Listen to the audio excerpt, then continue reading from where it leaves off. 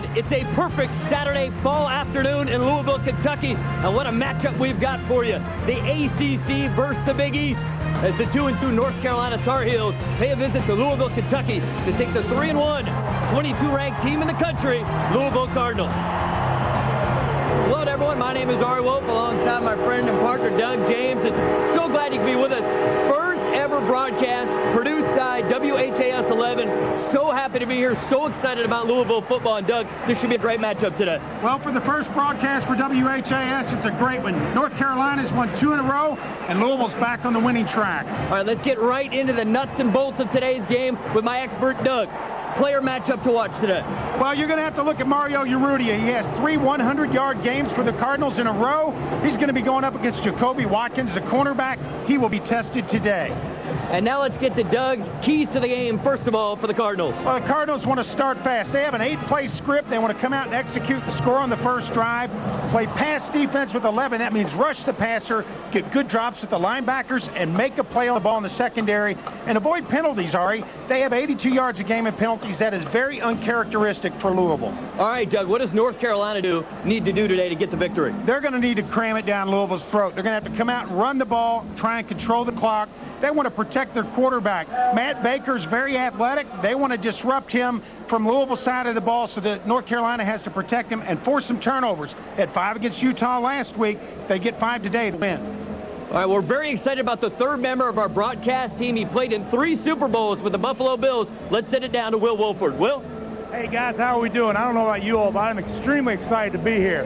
As many coaches always told me, where else would you rather be than right here, right now? Looking forward to a great game. Thanks a lot, Will. It is a perfect day for football. Sold out crowd going to be here at Papa John's Cardinals Stadium, and this is everything everybody's been waiting for. A chance for Louisville to make a statement on the national scene, beat an ACC team, and keep this thing rolling in 2005. We are set to kick things off. The 2-2 North Carolina Tar Heels, the 3-1 Louisville Cardinals. Perfect conditions for the game. Temperature 65 degrees. Forecast for clouds with some breaks of sun. And Doug, you could not ask for a better day for football. The sea of red in the house here at Papa John's Cardinal Stadium. This is really a big game for both teams. Last year, Louisville went down to North Carolina. They won 34-0. North Carolina comes in with revenge on their mind today. Connor Barsick kicking off for the Tar Heels. Good strong boot.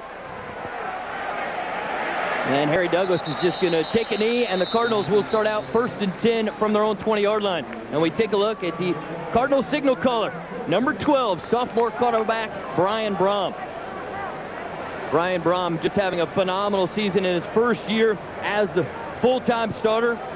9th in the country in efficiency. You see the numbers there, 6 touchdown passes, just 2 interceptions. See now, Doug, the Louisville offense has been a little bit sluggish out of the gate. Past couple weeks, they got to get things cranked up early. They have an 8-play script. They haven't scored on the first drive since Kentucky, and they are trying to get it done in this one right here. Brom changing the play at the line of scrimmage. 3-step drop for Brom. Wants to go deep up top. There's contact. Catch is made. Montrell Jones, gain of 32 yards. Brian Brom changed the play at the line of scrimmage. He came up, he saw press coverage by Cedric Holt, the cornerback. There was a little hand fighting up the sideline there, but an excellent play on the ball by Montrell Jones. It'll be 1st and 10 for the Cardinals at the Tar Heel 48-yard line.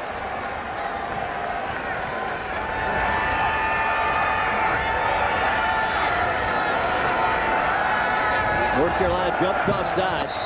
That'll be a 5-yard penalty against the Tar Heels. Eric Wood, the center, snapped the ball. Looked like Chase Page was in the zone. Snap. Defense. Offside. 5 yards. First down. So you see the referee, Scott McElwee, with the call. Bring up 1st and 5 as Shelton Bynum, the guilty party. So the Louisville offensive staff comes out with 8 plays. They have a script. The only time the script changes is when they get to the red zone. So the play they're going to run here on 1st and 5 was play number 2 in the series on the script. Colby Smith is the tailback. And the give is to Smith. Wants to come out left side. A little bit of room. and gets down to the 38-yard line. That's real close for a first down. And now let's take a look at the Kentucky Lottery starting lineups. Brian Brom, quarterback, Trinity High School, Louisville, Kentucky. The one and only Louisville's finest, Michael Bush, number 19. Kobe Smith, running back, Capital City, Florida. Montrell Jones, wide receiver, 34th Street, Louisville, Kentucky. Mario Urrutia, wide receiver, Louisville, Kentucky. 1st and 10. Brom to throw on a 3-step. And that ball is completed to Montrell Jones. Gain of 8 yards. Bring up 2nd and short. Doug, you talk about this team need to come out of the gates, play with some emotion, play with some fire. And we're going to go right back to Mario the starting lineup. Wide receiver, Louisville, Kentucky. Josh Tinch, wide receiver, Dabini. Travis Lefevue, offensive tackle, Boyle County High School. Jason Spitz. Eric Wood, offensive line, Cincinnati, Ohio. 2nd and short. The give is to Bush. And he is tackled by Tommy Richardson, one of their best players. He's a solid outside linebacker, and that's going to bring up 3rd and 3. Tommy Richardson's the captain for that defense for North Carolina. He just stepped up in the hole. Michael Bush normally gets a little bit more motor going. He was unable to really get the cutback on that play. A 3rd down and 3 now for the Cards. Here's the starting lineup on defense. See the guys up front, Rackley, Page, Guy, and Davis. Linebackers, Edwards, Worsley, and Richardson. And the secondary, Watkins, Carey, Taylor, and Hope. 3rd and 3 for the Cardinals. Scott Kuhn in motion. Brom looking. Breno Giacomini makes the catch, has enough for the first down at the Tar Heel 25-yard line. That's his first career catch. No, actually his 2nd career catch. No receptions this year, but only his 2nd for Breno Giacomini, who plays some offensive tackle as well. Typically, he's in there on running situations. Gary Barnage has been a little banged up with a foot injury, so Giacomini gets the reception and picks up the first down. Brom so far 3 for 3 for 46 yards. He's in the shotgun. Spread formation.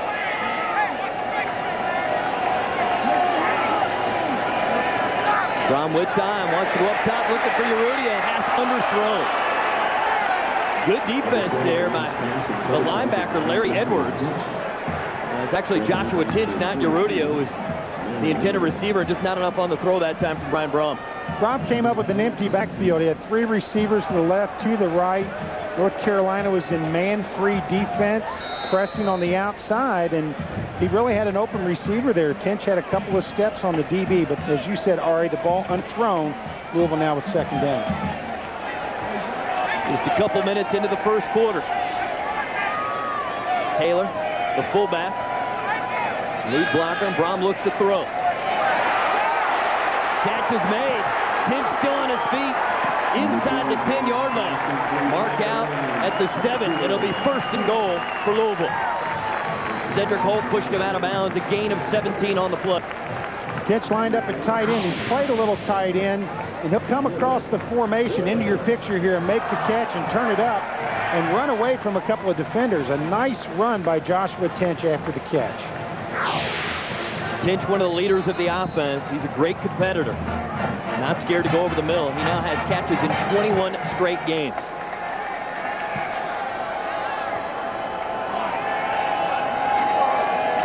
Brom gives to Bush. He'll cut it back, still on his feet, and forced out of bounds at the 3-yard line by Victor Worsley, the middle linebacker. Michael Bush patient on that run, looking for the hole to develop. It never really opened up, but 2nd and goal here. Last week against Florida Atlantic, you'll remember Louisville got down in the 2nd half, had an opportunity at the 3-yard line and was unable to come away with any points. Had a bad snap on a field goal. The red zone offense is really an important component to being able to score in that first drive. 9th play of the drive. Michael Bush, the tailback, who's the Big East Conference Offensive Player of the Week. He's got the football, looking for the end zone. He's in. Touchdown, Louisville. Nothing fancy there, just a little zone play up front. Michael Bush picked his hole, and that is what you call Newton's second law, which is force equals mass times acceleration. And he used His mass and acceleration to show that Michael Bush is indeed a force with his 10th touchdown so far this year. He's a big boy, 6'3", 250 pounds. Art Carmody's extra point is good. Well, one of Doug's keys to the game for the Cardinals was they need to get off to a good start. Well, you ordered it, they delivered. The Cardinals lead 7-0. Really an outstanding drive. They came out, got a nice play on the very first play of the game by throwing the ball downfield to Montrell Jones. I couldn't help but notice, having done Louisville games for a long time, Ari, when we went through the starting lineups for Louisville, you start looking at names like Montrell Jones and Michael Bush and Brian Brom. All those are Louisville kids. These are guys that grew up watching the Cardinal program, and for them to come out and not only be part of the program, but to be some of the better players on this team really says a lot for not only football here at the university, but football in the state of Kentucky. And all that's going to do is breed more great football players coming up through the high schools here locally in Louisville. Well, fans are loving it up out of their seats here at Papa John's. Just the kind of start the Cardinals need. For North Carolina, waiting deep, Wallace Wright and Brendan Tate. Now, Brendan Tate, very, very dangerous. Last week, he opened their game against Utah with a 96-yard kickoff return for a touchdown. So Louisville has got to be focused on special teams. Certainly, when you think about the number of snaps you get in special teams, it is a cliche that people don't really talk about it, but it costs a team more games than you can ever really imagine. And Louisville certainly does not want to give up an easy touchdown after driving the ball downfield so successfully on offense. I think Louisville's defense really is going to have to be the one that sets the tempo in this game. In the games where they've started slowly, when they've turned it around, it's been because the D has stepped up and played big. Todd Flannery to kick it off. Good strong boot. This will be Tate from his own 4-yard line. And Tate will be tackled just outside his own 20-yard line. Tackle there for Brandon Johnson, Colby Smith. Return of 17 yards, and now we'll take a look at the quarterback for North Carolina. We do have an injured player on the field. It's Matt Sanders, number 55. Sanders, of course, started at linebacker in the opening game and has played a lot on special teams. Actually was noted by the coaching staff as having a great special teams week last week, but he's battled a lot of injuries throughout his high school and college career. So the training staff looking on at Matt Sanders. There you see the biographical information on Matt. Well, you talked about how many players on this team now from right here in Louisville. He's another one, having gone to Male High School. So the clock stopped here with 12:19 to go here in the first quarter. Cardinals on top 7-0. Well, for both these coaches, this is such a critical game. I mean, North Carolina's kind of on a roll. We've got John Bunting, the head coach for North Carolina. His team had started 0-2, but they've managed to win back-to-back games against North Carolina State and Utah. Matt Sanders up on his feet, hobbling a little bit to get to the sideline. But for North Carolina, for John Bunting, and for Louisville head coach Bobby Petrino, they're going to look back at the end of the season. I got a feeling this game is going to be really tell them a lot about what kind of success they're going to have the rest of the way. Well, coaches say you play one play at a time, one game at a time, but this two-game stretch for Louisville, North Carolina, and then at West Virginia, are really going to be the difference maker in the season. On the other side, you look at North Carolina. Last year, they came off a great victory against Georgia Tech, and then Louisville went down to Kenan Stadium and shut the Tar Heels out, and that really kind of affected their season. But they got better as the year went on. They beat Miami, who was fourth at that time, and I think they built on their success throughout the year. They know, though, in order for them to have a good season, they're going to have to come out and have a productive showing against the Cardinals today. Quarterback Matt Baker, fifth-year senior, leads the Tar Heels. Ricky Cook, the fullback, in motion. They give it to the tailback. Gain of 4 yards on the play. Barrington Edwards with the carry, and two other guys expected to see a lot of action at tailback will be James Arnold and Ronnie McGill, who will be playing in his first game. He's coming off a muscle tear that he suffered working out in the gym bench press. And here's the Kentucky Lottery starting D. Up front, these guys have been great. Dumerville, Stanley, Okoye, and Arimzi. Okoye is not actually in the starting lineup. It's Adrian Grady who got most of the reps this week, with Okoye coming off the injury. Edwards in some space. Counsell with the tackle, but it is enough for a North Carolina first down. Pretty clear that North Carolina wants to establish the run. They haven't been able to do that coming into this game. They really have been unsuccessful, averaging only 87 yards per game, but they're close enough on this, it looks like they're going to measure for it. So an official timeout.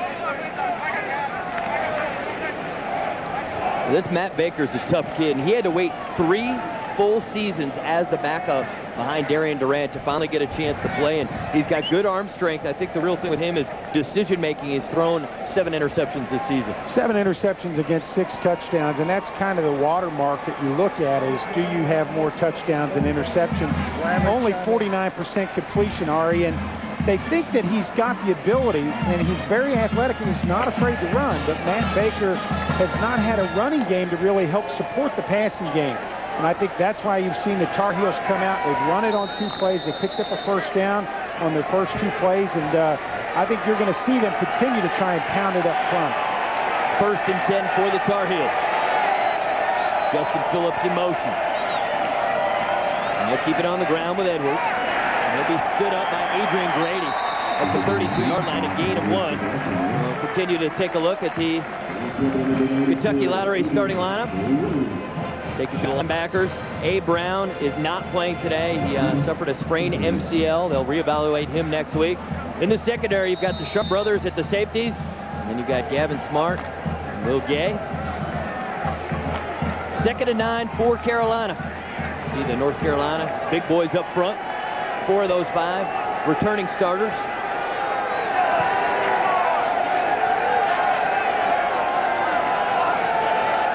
And Baker changing the play at the line of scrimmage.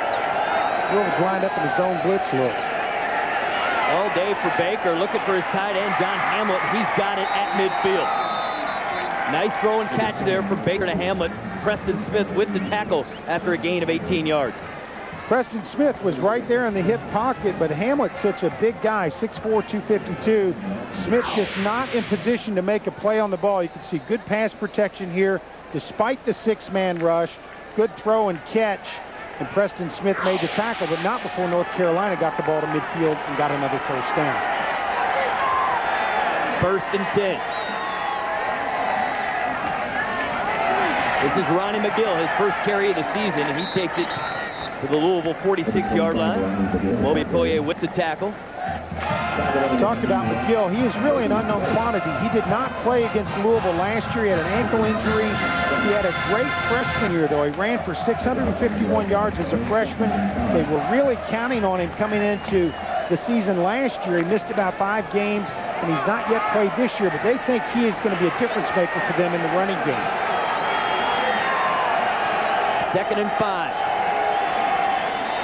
Again, it's McGill. They'll cut it back and not much doing. He'll be stood up just inside the Cardinal 45-yard line. And Okoye leads the defense on the stop. Got some help there from Brandon Sharp. Guys did a great job of plugging up the middle. You can see here on the replay, he's looking for the cutback, and Louisville's playing for the cutback. Nice stop that time. Nate Harris also in on the tackle. He is starting his 3rd game for the Cardinals. Very athletic is Nate Harris. He's a guy that they think can be a real big playmaker for the Cardinals. 3rd and 5. Crowd getting into it. 3 wide receivers set. Baker from the shotgun. Blitz is coming. They pick it up. And Baker gets it to Mike Mason. This guy can fly. Takes it inside the 20. Or it'll be 1st and 10. And Mike Mason, this is the guy that I lost a little bit of sleep over this week. In the 40-yard dash, 4.24. This guy can just flat out run. And you saw it there. He's got great speed. He also power cleans about 390 pounds. And for a guy that weighs 190, that's throwing a lot of weight from the floor up to your chest. So he's very strong, very athletic, but his speed is what is most dangerous. North Carolina did a good job of picking up Louisville's blitz that time. They found Mason open and really picked up a good game. Mason averaging 20 yards per catch. McGill taking it left side. And he'll pick up 5 yards on 1st down. Malik Jackson with the tackle. I think that's the difference that you get with these Louisville linebackers is their ability to flow to the ball They've got good speed. They're a little lightweight, but you can see Jackson coming all the way across the field to make that stop.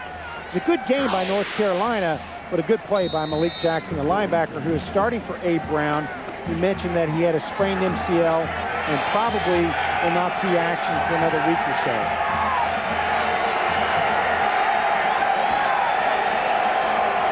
Second down.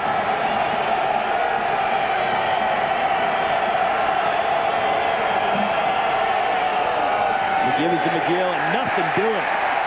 Stuck at the line of scrimmage. Preston Smith, the first guy in there, along with Adrian Grady. The run blitz by the safety, Antoine Sharp, actually disrupted the flow of the play. Grady in the middle there, but Sharp coming off the edge made a difference there too. So a big third down now for Louisville. They love to force North Carolina to kick a field goal here. North Carolina last time when they had long yardage went to Mike Mason, but they've got a lot of weapons at receiver. But Jaworski Pollock is not one of them. Their leading receiver is injured. He had knee surgery this week and is not playing in this game. 10th play of the drive for the Tar Heels.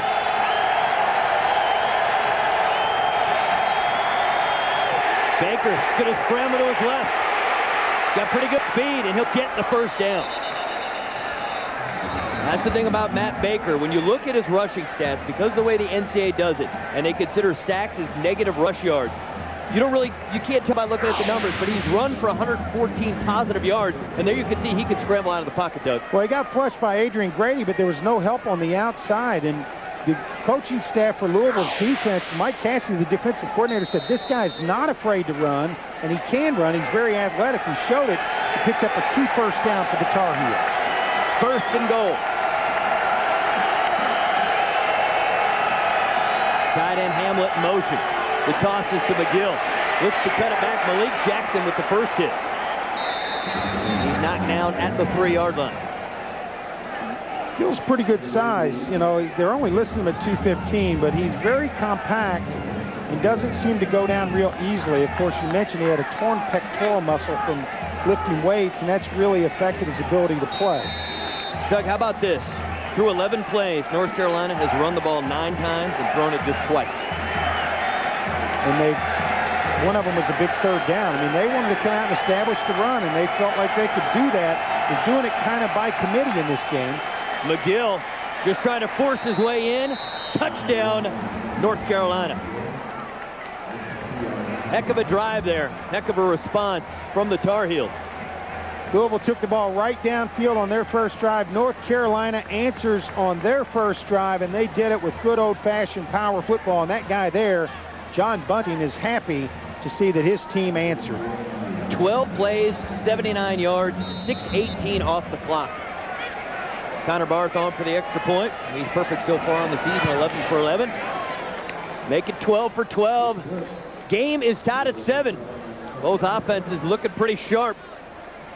And we will take a break here from Papa John's Cardinal Stadium. Don't go anywhere. We'll be back with more Cardinal football after this. Welcome back, everyone. You see the score there. North Carolina 7, Louisville 7. 6:07 to go here in the opening quarter. Pretty entertaining game thus far as both offenses. Nice time-consuming drives down the field. The return man for Louisville. Got Montrell Jones back there, along with Sergio Spencer.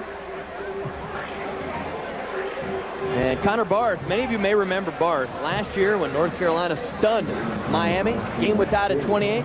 Barth, just a freshman, delivered a 42-yard field goal. That was one of the more shocking upsets of the 2004 season. Miami had really had a great season up to that point. Kind of went downhill after that. And a strong kick from Barth. And Louisville will start out 1st and 10 from their own 20-yard line. Well, Louisville started fast. The question, Ari, is are they going to continue to be fast, and will they be faster than North Carolina? I think one thing that you pointed out was how many times North Carolina ran the ball on that drive. And there was a 12-play drive, 79 yards. They only threw the ball twice on the whole drive, moved the ball downfield. So they came out and played smash-mouth football. You can expect they're going to use some passing off of that play action later in the game to try and hit some big plays. See what Brom and the offense can come up with here. 1st and 10 from their own 20. Give it to Michael Bush. He dances through some traffic, has the first down. I know it's going to get repetitive, and I can't get over what great feet Michael Bush has for a guy that size. But he really doesn't even look like he's running that fast. That's the other thing. I think he's deceptively fast. I mean, you saw he could run away from people, but I say the thing that makes a running back great is vision. And Michael Bush has terrific vision. He saw the hole, made the cutback, and picked up the first down. That was a one-back set. North Carolina coach John Bunty calls the defenses almost always to have 5 defensive backs in on a one-back set. That's a mismatch if you're running the football.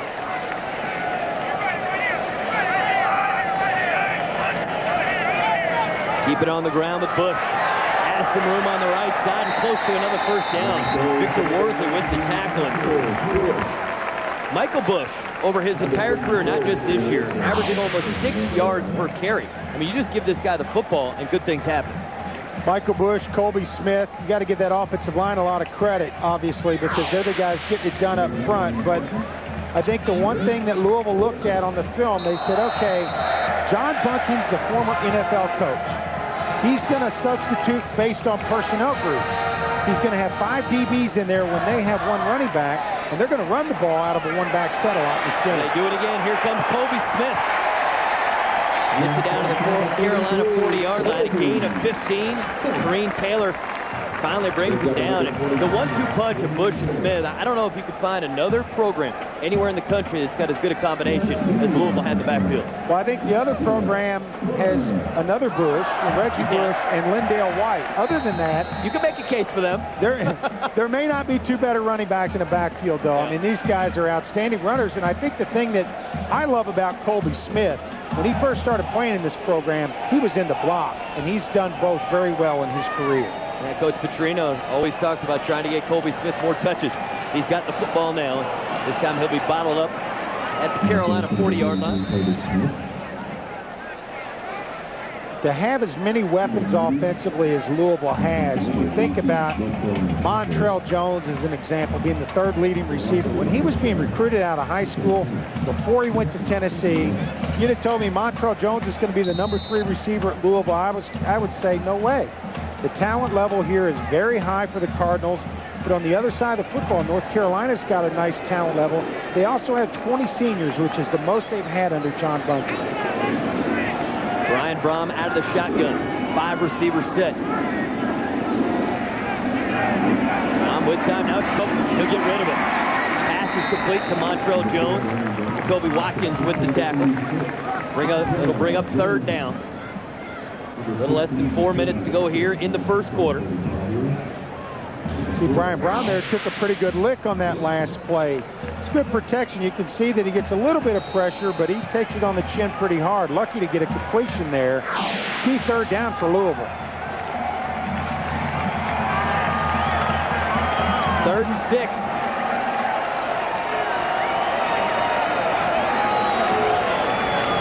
And keep it on the ground. Bush is out in space. And he's going to be short by a couple yards. Kareem Taylor, the junior out of Hopewell, Virginia, with the tackle.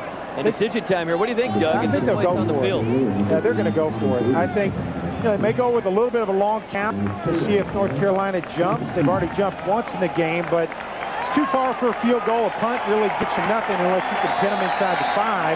So you may as well go for it, and you've got a couple of running backs that know how to find a hole and an offensive line that's big. So we'll see what happens, but you got to remember North Carolina's front 7 is the strength of their defense. Didn't shock me at all. Coach Petrino goes play action for the home run ball. We'll see. 4th and 2. And they do go play action. Smith is open. He's got it. Inside the 20. Knocked out of bounds at the 15. Those are the kind of play calls where people say, what a brilliant call. That's right, Doug. You know, not only you talked about play action, and everybody's thinking Michael Bush is going to get the ball, but a great fake by Brom. You see the rollout here, and Colby Smith has got enough speed to beat the linebacker out in the flat and nearly got around the corner for the touchdown.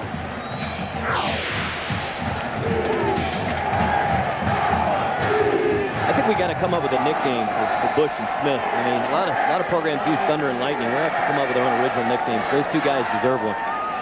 1st and 10. Set up the screen to Michael Bush. Inside the 5. He'll take it for 6. Touchdown, Cardinals. Michael Bush makes it look so easy, but he got terrific blocking out in front of him. Nice little swing pass, and he runs it into the end zone for a touchdown. He was tied for the National Scoring League coming into this ball game. He might have it all by himself by now. Well, at the pace he's going, he's got 2 touchdowns, still 2 minutes to go in the first quarter. He keeps this up. I assure you, he will be tops in the country by the end of the day. Art Carmody on for the extra point attempt.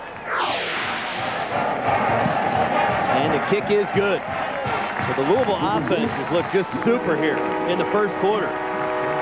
2 long drives, 2 touchdowns for Michael Bush. We will take a break. Cardinals lead 14-7. We'll be back with more Cardinal football in a moment. Well, welcome back, everyone. 2:07 to go here in the first quarter. Cardinals leading the Tar Heels 14-7. Michael Bush with both touchdowns for Louisville, and it's just a perfect afternoon for football. Our first ever broadcast here on WHS 11, and so far so good, Doug. So far, Michael Bush has been just part of the story, though. Excellent play by the Louisville offense. Brian Brom executing well, throwing the ball, spreading the ball around. Good runs by Bush and Colby Smith. And certainly what we've seen is exactly what the Louisville coaching staff, Bobby Petrino, Paul Petrino, all those offensive coaches said all week long. It's very important for us to start fast. Now what's very important for Louisville is to prove that they can stop North Carolina. Todd Flannery to kick it off. The deep man, Wallace Wright, and Brandon Tate.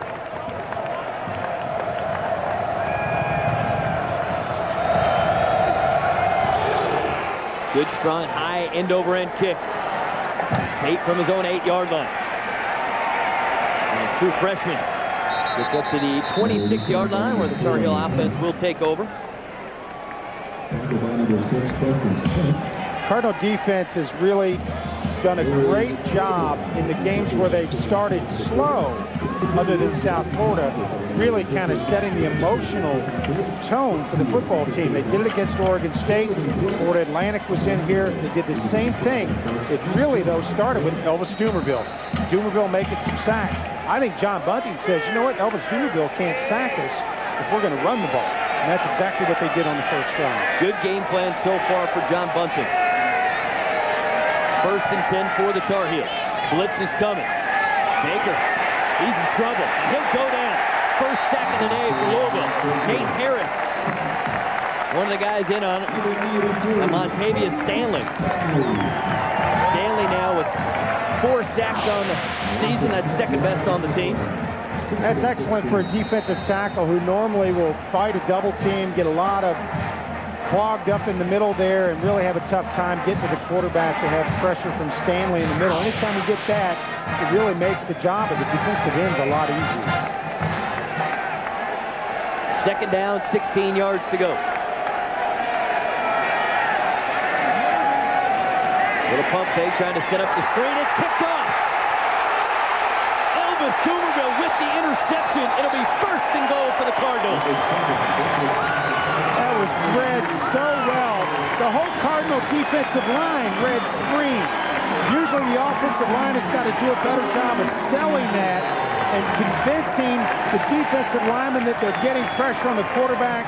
Stanley and Dumerville both drop back, and Baker throws the ball right to Dumerville, just doesn't expect him to be there.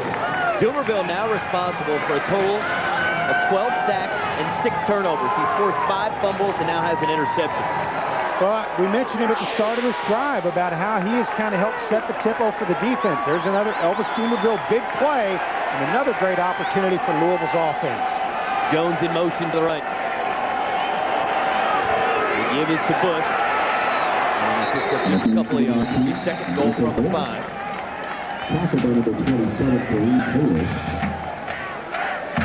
Taylor came in at fullback that time and tried to kick out there. Michael Bush just couldn't find enough room to run there.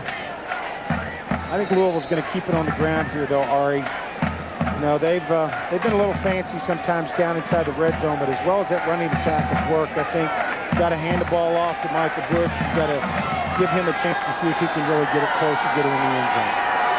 2nd and goal. Keep it on the ground with Michael Bush. Picked up just a couple of yards. Kareem Taylor with the tackle. We'll set up 3rd and goal. Good stop there that time. North Carolina's defense is very active up front.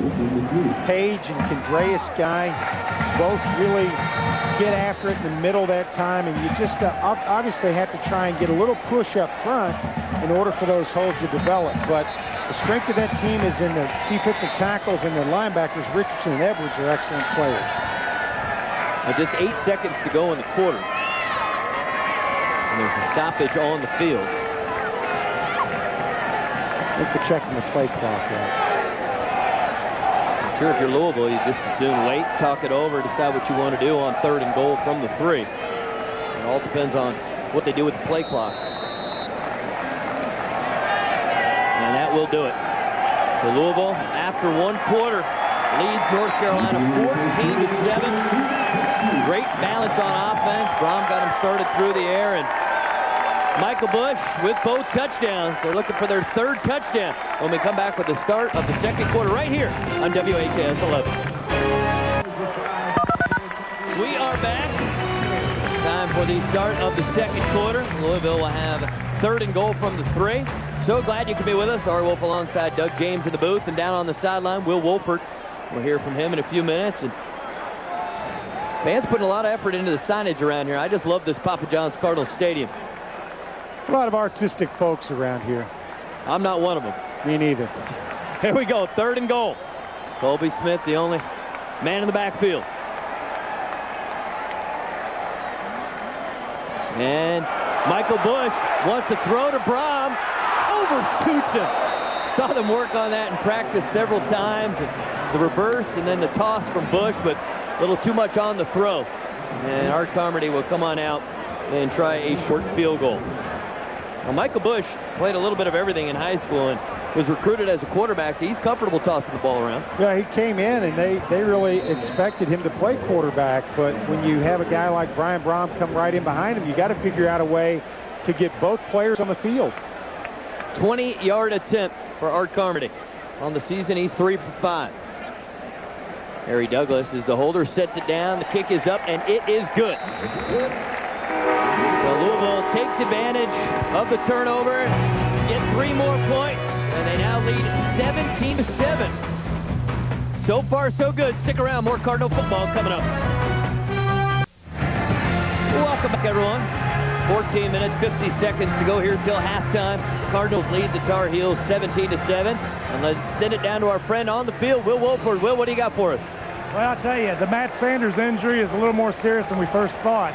He's had a lot of injuries in his career, and it's his ACL, and it doesn't look good for today or possibly even the rest of his career. Also, one thing you can tell, both these defenses are very well coached. It's just that North Carolina's in position, but physically they're just not able to make the plays. Thanks, Will. Todd Flannery to kick off. He's got the wind behind him. A little bit of a sidewinder. And this time it's Wallace Wright. He is tripped up. Mark him down at the 21-yard line. Sergio Spencer with the tackle. 21-yard return. Now North Carolina offense comes back onto the field. Baker has now thrown 8 interceptions this season. Louisville's defense coming into the game had a few lineup changes. Of course, Okoye did not start, but was playing. Grady started, and we mentioned Abe Brown not in there. Brandon Johnson didn't start, but he's in the game now. That's Edwards on the carry. Dumerville with the tackle. Gain of 5 on first down. If you're just joining us, North Carolina real heavy on the run so far. I really emphasize that they've barely thrown the ball at all here through just over a quarter. Cutback that time, and a good play on the backside by Dumerville. Edwards had 129 yards against NC State, which was a great victory for this North Carolina program to go across town and come away with the victory. Edwards played his first year at LSU and then transferred and sat out last year. Again, he has the football, breaks 1 tackle, and it's going to be about a yard shy of a first down. Nate Harris, the junior from Miami, Florida, with the tackle. I like the all-red look today. What do you think, Doug? I like the all-red look. I think maybe black pants with the red jersey might look pretty good, too. Do you have any kind of pull around here? I mean, are you the fashion coordinator? Really not. I mean, I really don't have any pull. I'm just happy to be here. I got a free lunch. I get to do a football game on television. I'm hanging out with you. It's nice weather. Not a bad way to spend a Saturday afternoon. Not at all. 3rd and short for the Tar Heels.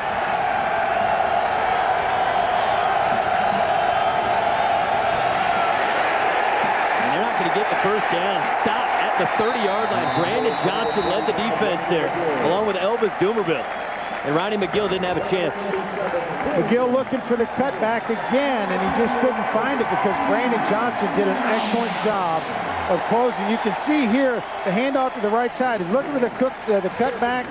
Brandon Johnson's all over it. Okoye gets in there, and a host of other Cardinals. And you have to know that Mike Cassidy really pushes that pursuit with his defense. Louisville's defensive coordinator wants all those jerseys around the ball, and that time they stuffed it up. David Woolridge, the punter, he's pretty good, averaging 42 yards a kick. And Montrell Jones just waving it off. He's going to let this one bounce, and it takes a Louisville bounce into Tar Heel territory. The Cardinals will take over at the North Carolina 49-yard line. Just an 18-yard punt. That's not the kind of punt that you're going to call your mother at home and tell her about. I think that David Woolridge is hoping to soon forget that punt. So the Louisville offense back out on the field so far today. Brian Brom, 7 of 8 for 100 yards and 1 touchdown. You know, Louisville's got to be disappointed they didn't get a touchdown on that last drive, though. Doomerville gets an interception. They really didn't capitalize on it. They got a field goal, which is great, but that's not what they look for with this offense. Brom with time looking for Tinch. That ball a little bit behind him, and here comes a late flag. It will be pass interference.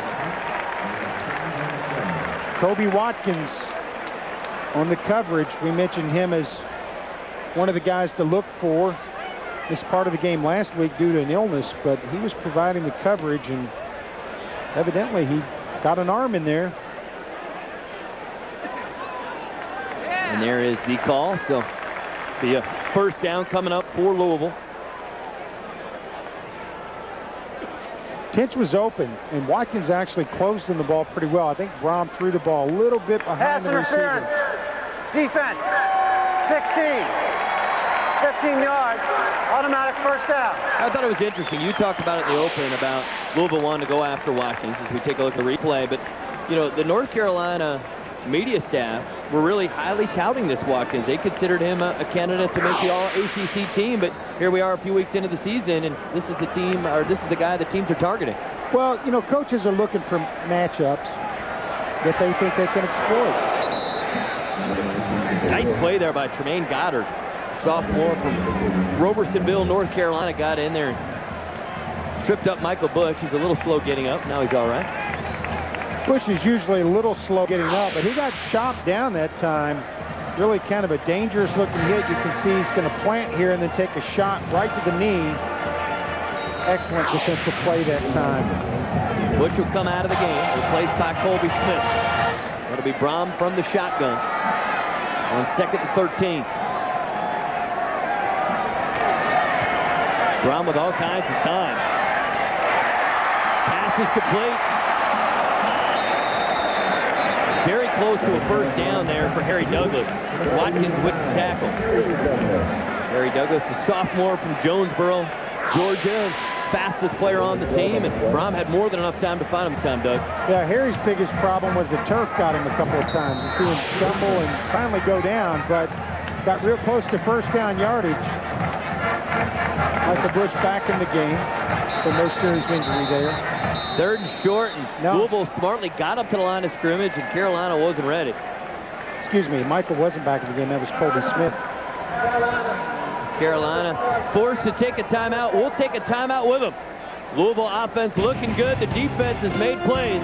Looking for more points when we come back. Back, everyone. There you go, the score. Cardinals leading by 10 points. We want to send a special hello to our friends on the statewide network who are tuning in, and all the good people down in North Carolina who picked up the game so they can follow their Tar Heels. And I think they understand that this is a Louisville broadcast. We'll try to tell you as much as we can about the Tar Heels. And Wake up with coverage you can count on. WHAS 11 News. Good morning, Kentuckiana, 5 to 7, weekday morning. Colby Smith has the first down.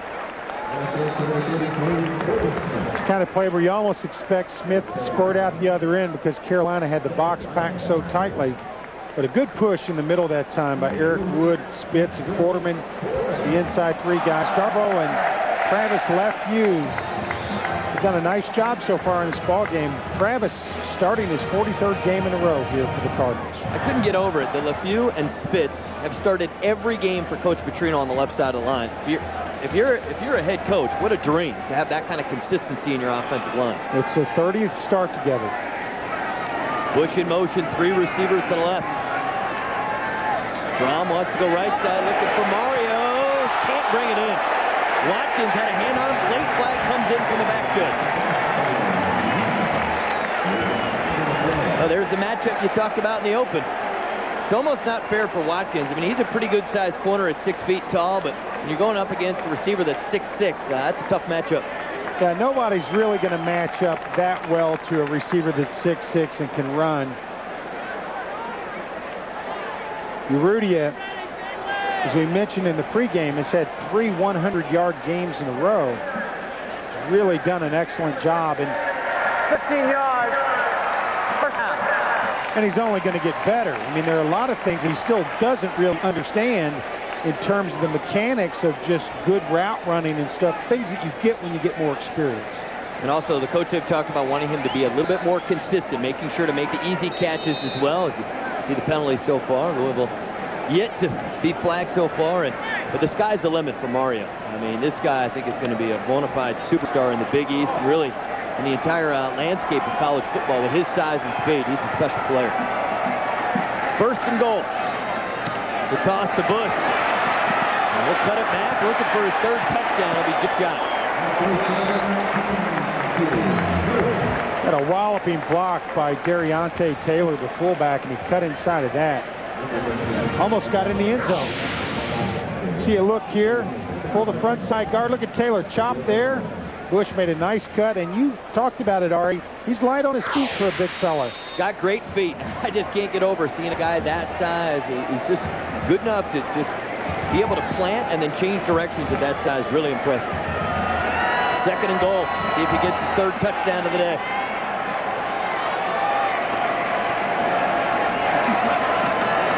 The give is to Bush, and he's got a trifecta. Touchdown, Cardinals. 23 to 7. Clearly, there weren't a whole lot of other people that were going to get the ball on that play. They had it packed in with an extra tight end in the formation, I formation, a classic running formation. Micah Bush got a nice hole and went in standing up. Well, as you mentioned earlier, came in tied for the lead in scoring in the country, and he's already got 3 touchdowns. So continues to get it done. Carmody's extra point is good, and it's 24 to 7.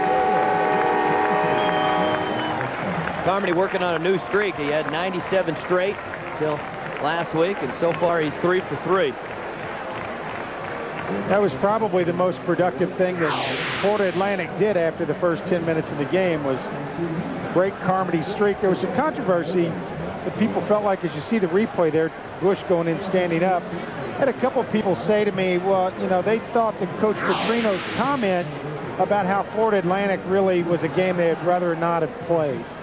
And I think that's fair for a coach to say that. You know, that, of course, he has to measure his team on how much better they get each week, and sometimes it's hard to tell.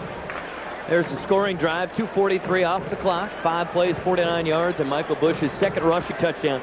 Also has a receiving touchdown. And total offense so far, Louisville 179 yards, North Carolina just 81. So Carolina got most of that on the first drive. They took the ball downfield, plugged it in. That was 79 yards on the first drive, and only 2 yards since then. So not very productive. We talked about Louisville wanting to start fast. Carolina started as fast, but somebody put the brakes on. Well, Louisville has been just dominant here at Papa John's. 8 straight wins at home, and 3 straight games here they've scored 60 or more points. And certainly on pace to do that here this afternoon. The friendly confines here at Papa John's Cardinal Stadium for Bobby Petrino, 12-1, really has just been a stellar record. And I think the players, a lot of times, because of the routine playing at home, it's just a much easier place to play. Not only that, but the fans are friendly. Brandon Tate. Nice move trying to get to the outside. He's got great speed across the 30. And upended at the 35-yard line. A return of 36 yards for Brandon Tate, freshman from Burlington, North Carolina. That's the kind of play that North Carolina needed to really get a little life back in the offense. See here Tate on the replay. Gets to the corner. It's going to be a nice solid tackle by Harry Douglas right there in the open field. That's pretty good for a receiver there. Not bad. That's the kind of tackle that makes the coach think he needs to move you to defense, Harry. Little wide receiver screen to Wallace Wright. And Wright close to a first down, and a late flag comes in. We're going to have a late hit against the Cardinals.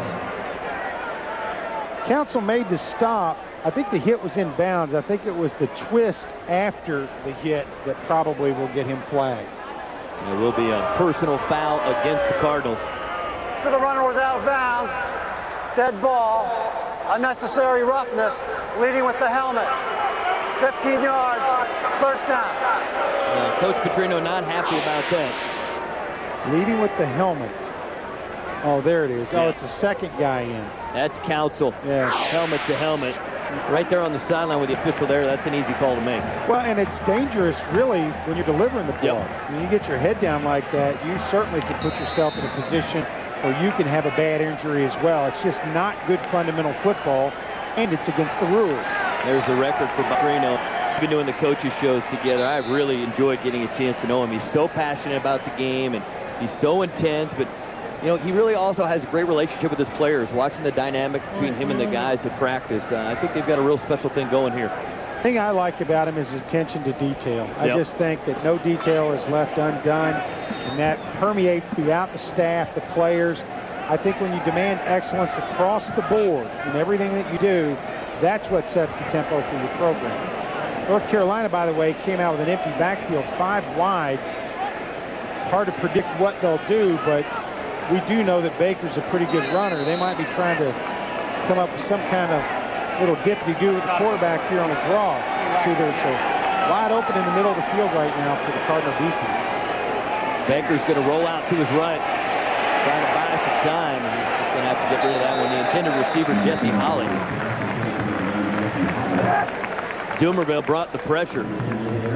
I think if that were a play that happened in a home game, the fans might have booed that just because it just didn't seem to have a whole lot of creativity to it. A little rollout, but the smart play, I think, that time by Matt Baker. Throws the ball out of bounds, gives his team another chance. He didn't force the football. There are the stats for Baker. Well, Doug, I'm a little surprised they had success running the football on the opening drive. Then I thought maybe they'd go play action and take a shot down the field. They've got great speed at the receiver position. Well, I think that the big play that really kind of turned it more in the favor of the Cardinals was the Dumerville interception. It was a great play by Elvis. Flag is down. They're going to blow this play dead. That's when... Offense, number 65. 5-yard penalty. Down. Well, penalties have been a problem for North Carolina. The defense, has really done a good job. And we talked about 79 yards for the Tar Heels in their first drive. They only had 2 up that we first talked about it before this drive. And again, leadership by players like Elvis Dumerville making big plays for the defense, I think really sets the emotional tone for the football game for Louisville. 2nd and 15. Baker with time. Keep it underneath, gets a gill. Picks up 7 yards. And I'd like to stay for a moment, continue to talk about Elvis Dumerville. I got a chance to sit down with him on Thursday. Just a really humble young man. It really seems to be appreciating the experience here at Louisville. And, he's getting all kinds of accolades from people, not just locally, but around the country. And seems like a guy who's really earned it. He talked about how he came here as a boy and he's become a man here at Louisville. And it's really shown on the field. Really, just an outstanding player, a leader, and a captain, and that really says a lot. I mean, when you get to become a captain of your football team, that says a lot about your leadership. 3rd and 8.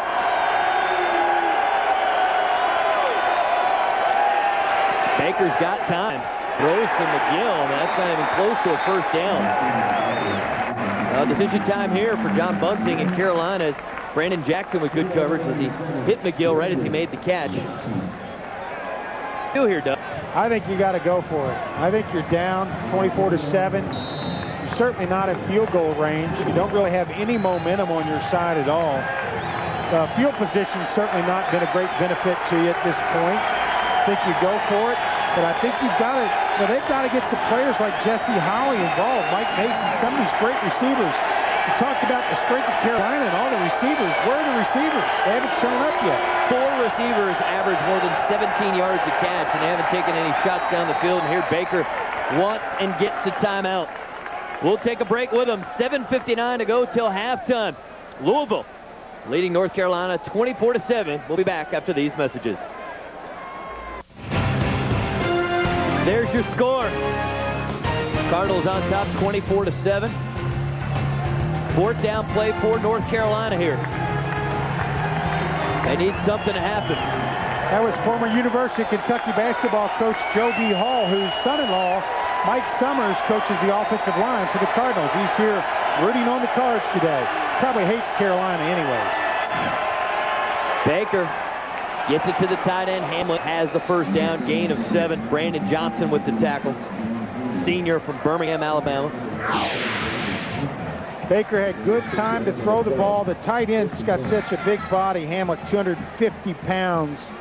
Got in position and made the catch and picked up the first down. And North Carolina has got to get something going here offensively. They're just finding themselves similar to last year, even though most of this action was in the second half last year. They're going to be out of the game if they don't get some points on the board here. They give it to McGill. Tries a little shake and bake, but Antoine Sharp with a good tackle. Teammates come to help finish off McGill. Cardinal defense really works on pursuit. The key for them is to have as many red jerseys around the ball as possible. That's how you get turnovers. You know, guys could fumble the ball, but if you don't have good pursuit, they can recover their own fumbles. You see lots of bodies out here pursuing to the football. Look at all those red jerseys that get to the football every time when they're running the ball or passing. 2nd and 6.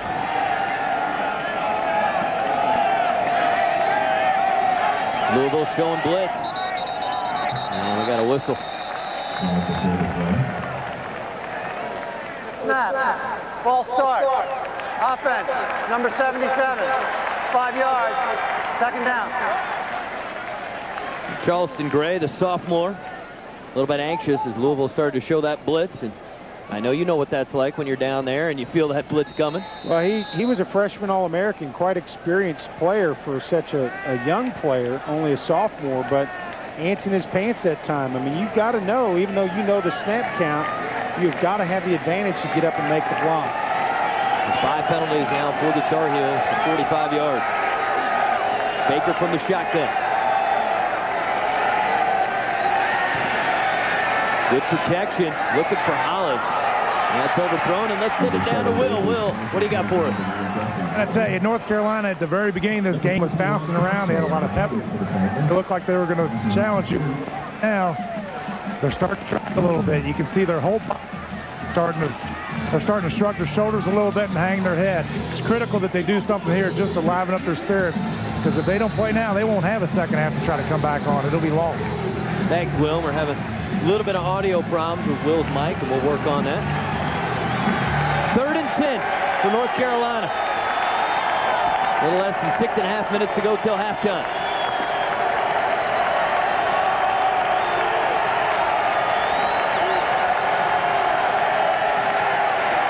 Baker gets flushed out of the pocket. Not much on that throw.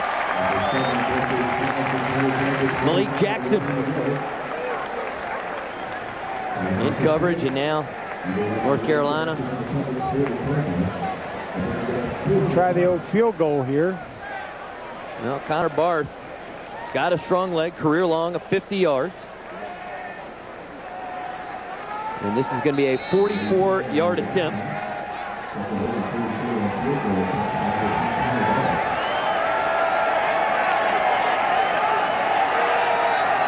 Good snap, good hold. Kick has the distance. No good. Well, Carolina cannot get points. And the Louisville lead remains 24-7. Brian Brom and the offense go back to work when we come back. Now there's a beautiful view. Churchill Downs. First weekend in May. That'll be the place to be. It'll be my first ever Kentucky Derby. My first ever was 1973. A horse by the name of Secretariat won that year. So it was kind of memorable. Yeah, I'd say so. I'm going to have a tough time getting a story to compare to that, but we'll see. You never know what could happen. I was only 11, too. That was even better. 11 in the infield. Now here comes the U of L offense. 6 different receivers with a catch so far, and Brom wants to go deep. Mario's wide open. He's got it. 10-5. Touchdown, Cardinals. Woo! That was a mismatch. Richardson, the linebacker, was trying to cover Urrutia and just did not have the motor to keep up. And a perfect throw by Brian Brom for the touchdown. 73 yards. Super Mario.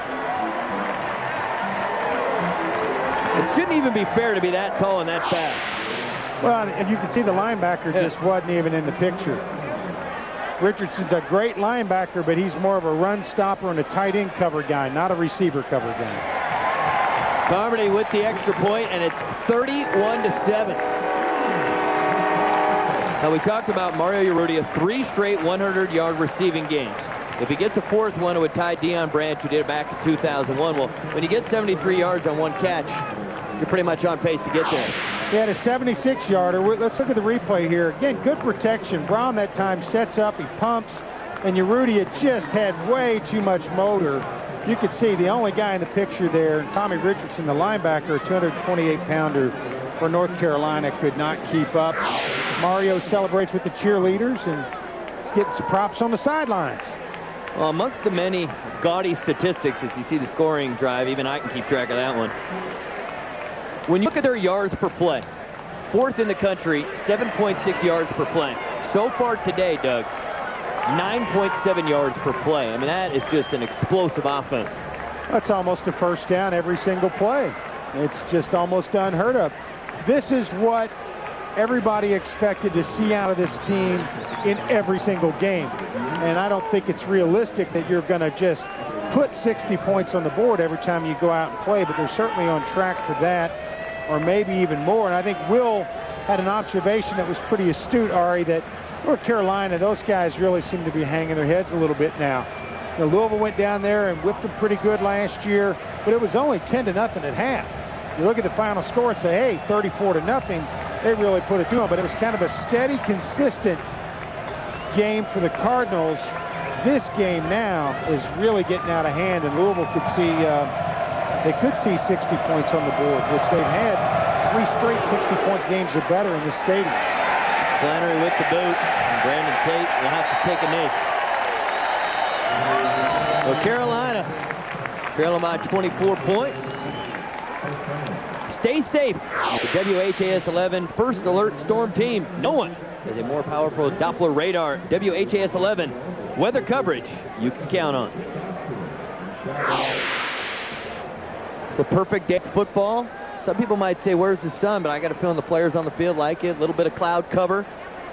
Don't want to overheat out there with all those big boys hitting each other. And things going real well for the Cardinals so far. I think if you can wear just a sweatshirt to the game, it's perfect weather. Perfect. 1st and 10 for the Tar Heels. 5 wide receivers set. Going up over the top, looking for Mason. He makes the catch. Will Gay in coverage. And that's the guy. I expect North Carolina to go to him a lot. I mean, Mike Mason is a tough cover. The junior from Rocky Mount, North Carolina. Did a great job of coming back to make the catch as well. Talked about his speed, a 4.240. Baker has got to get something going, and it looks like they're giving up on the run here with 5 wide receivers in this set.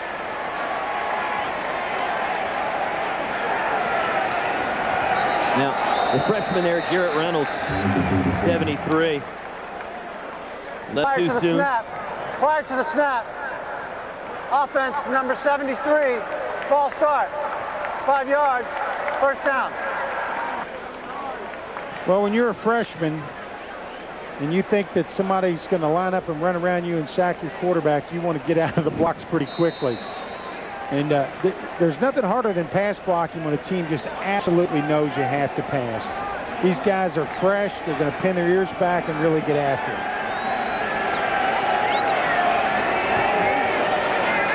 Banker. It's to Jesse Holly.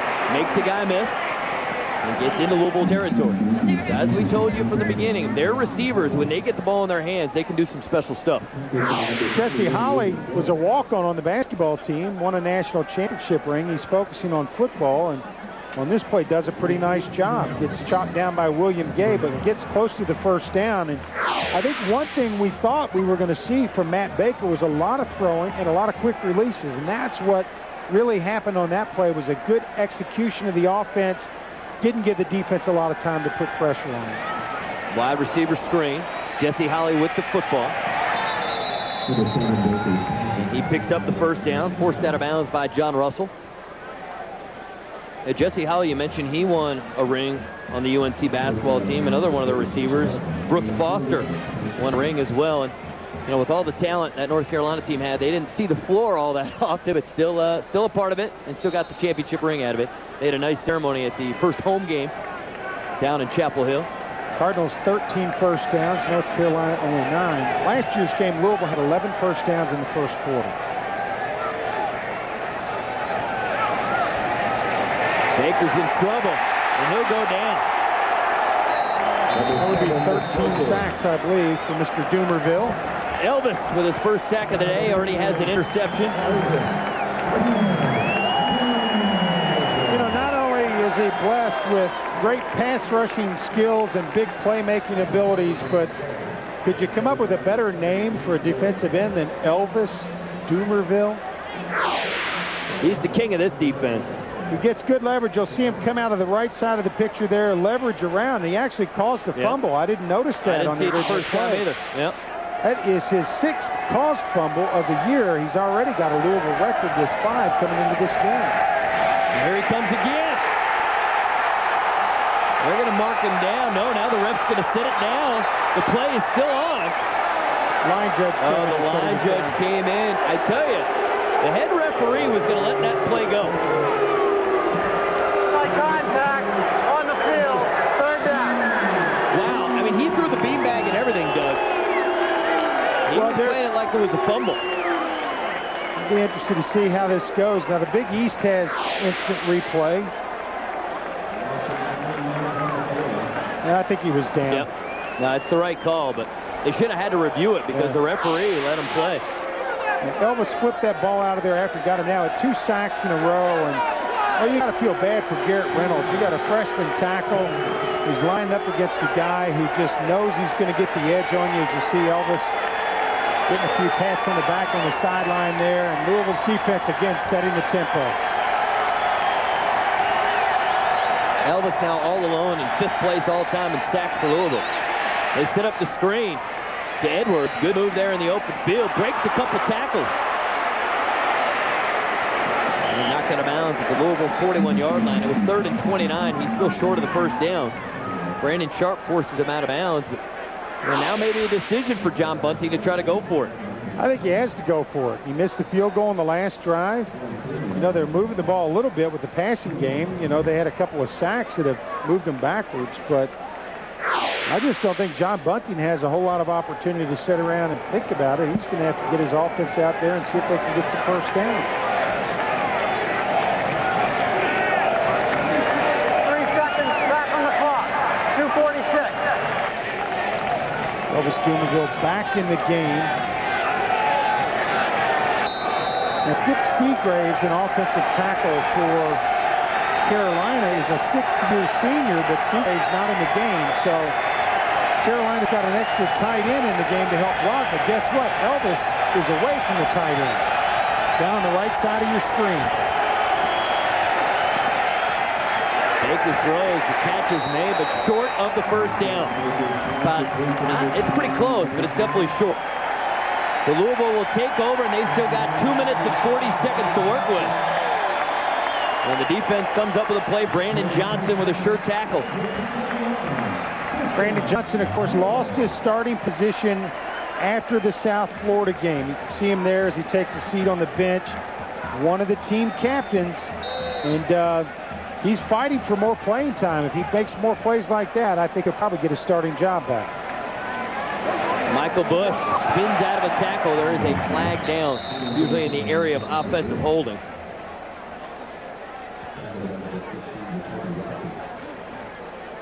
We'll see what the penalty is here. Excuse me, came from the umpire. That's almost always offensive holding. Holding, offense, number 59. 10-yard penalty, replay first down. Jason Spitz guilty of the hold, and while we've got a moment, let's send it down to Will. Hey, guys, I tell you what, if North Carolina doesn't make some kind of big play on offense, defense, or special teams, we're in for one long second half. It depends what your definition is of a long second half. It might be just one big party here at Papa John's Cardinal Stadium. Maybe Will could tell us some stories from the NFL. Well, I'm sure he's got a few. I'm sure he does, too. Rom throws in traffic. The catch is made. Number 9, Joshua Tinch with the catch. Almost looked routine. You know, Brom just kind of sat back, almost like he was working on that mountain practice. Tinch came across the middle. He threw the ball in there for a nice completion. Gets back the yardage they lost on the holding penalty before. Only one incompletion for Brian Brom. They're setting up the screen this time to Michael Bush. He's got the first down and more into Carolina territory. Plenty of time to work with for Louisville. They've got all 3 timeouts. I don't think they'll be taking a knee, that's for sure. I think they're going to continue to try and put some points on the board. See Brian Brom there having an excellent day. North Carolina team got their hands on their hips. They're kind of hanging their heads a little bit. They need to make a big defensive play if they want to even have a remote chance of making this a respectable game. Brom, all kinds of time. Looking for Mario, can't get to it. I have to tell you that we had that matchup in the game, the pregame with Urrutia and Jacoby Watkins.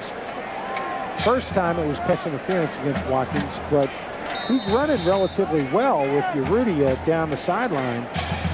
But Urrutia's big play came when they tried to cover him with a linebacker. North Carolina just got into a mismatch, and then Urrutia broke off a 73-yard reception for a touchdown in this game. Urrutia 7th in the country in receiving yards per game. And the interesting thing to note there is he had no catches against Kentucky. So all those numbers he's come up with in just 3 games.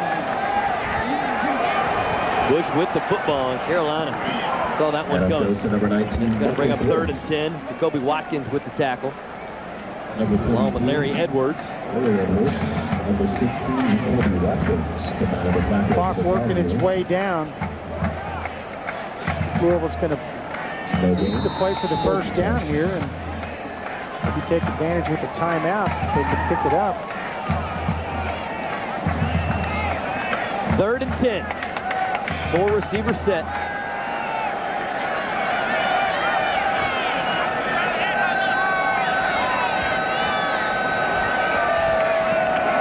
Blitz is coming.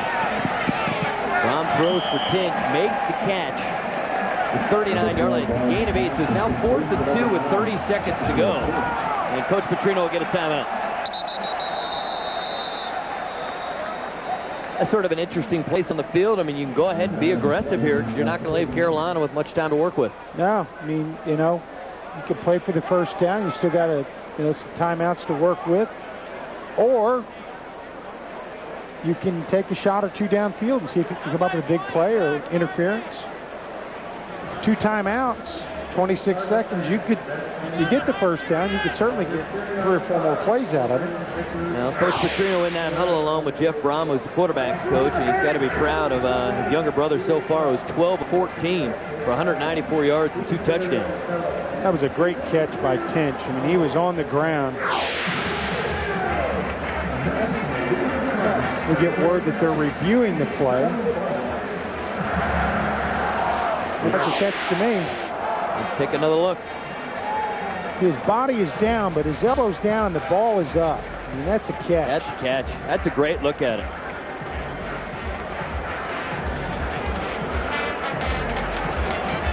That's a catch. It was. Nice job in the trunk. That was a good look at it. Well, with the head referee where he's standing, I don't think they are taking a look at it. I think we're good to go right now. All right. Now 4th and 2. There's 26 seconds to go in the first half. Again, it wouldn't shock me at all if Coach Petrino goes play action and goes deep. And here is play action. He'll go deep. Montrell Jones has got it. Touchdown, Cardinals. Well, you called it, Ari. There's a great execution there, the play action, a good fake by Brom, and Cedric Holt just could not hang with Montrell Jones.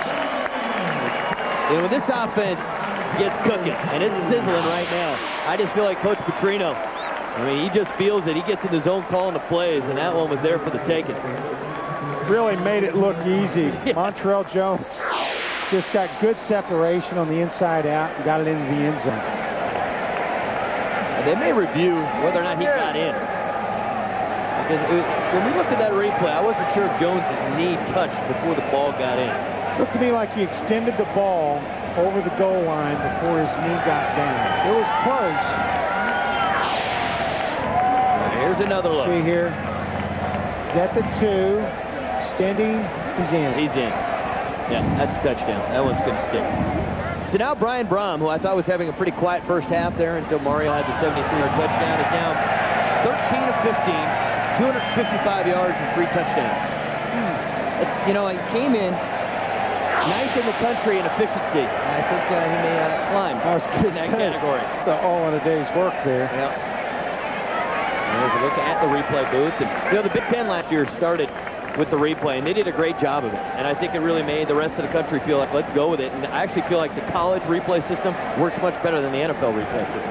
The key is to get it right. Yep. I mean, and, you know, things happen so fast. It's hard to stay. You know, if you're an official, you got to imagine how much running you need to do to keep yourself in position just to get the right angle with these players out there. And so if you take advantage of the technology, you may as well take advantage of it. You see Matt Sanders there going off on the field. Will Wolford reported that he injured his knee. Yep, they reviewed that is a touchdown for Montrell Jones, his 2nd receiving touchdown of the season. And it's getting pretty ugly for North Carolina. Art Carmody on for the extra point attempt.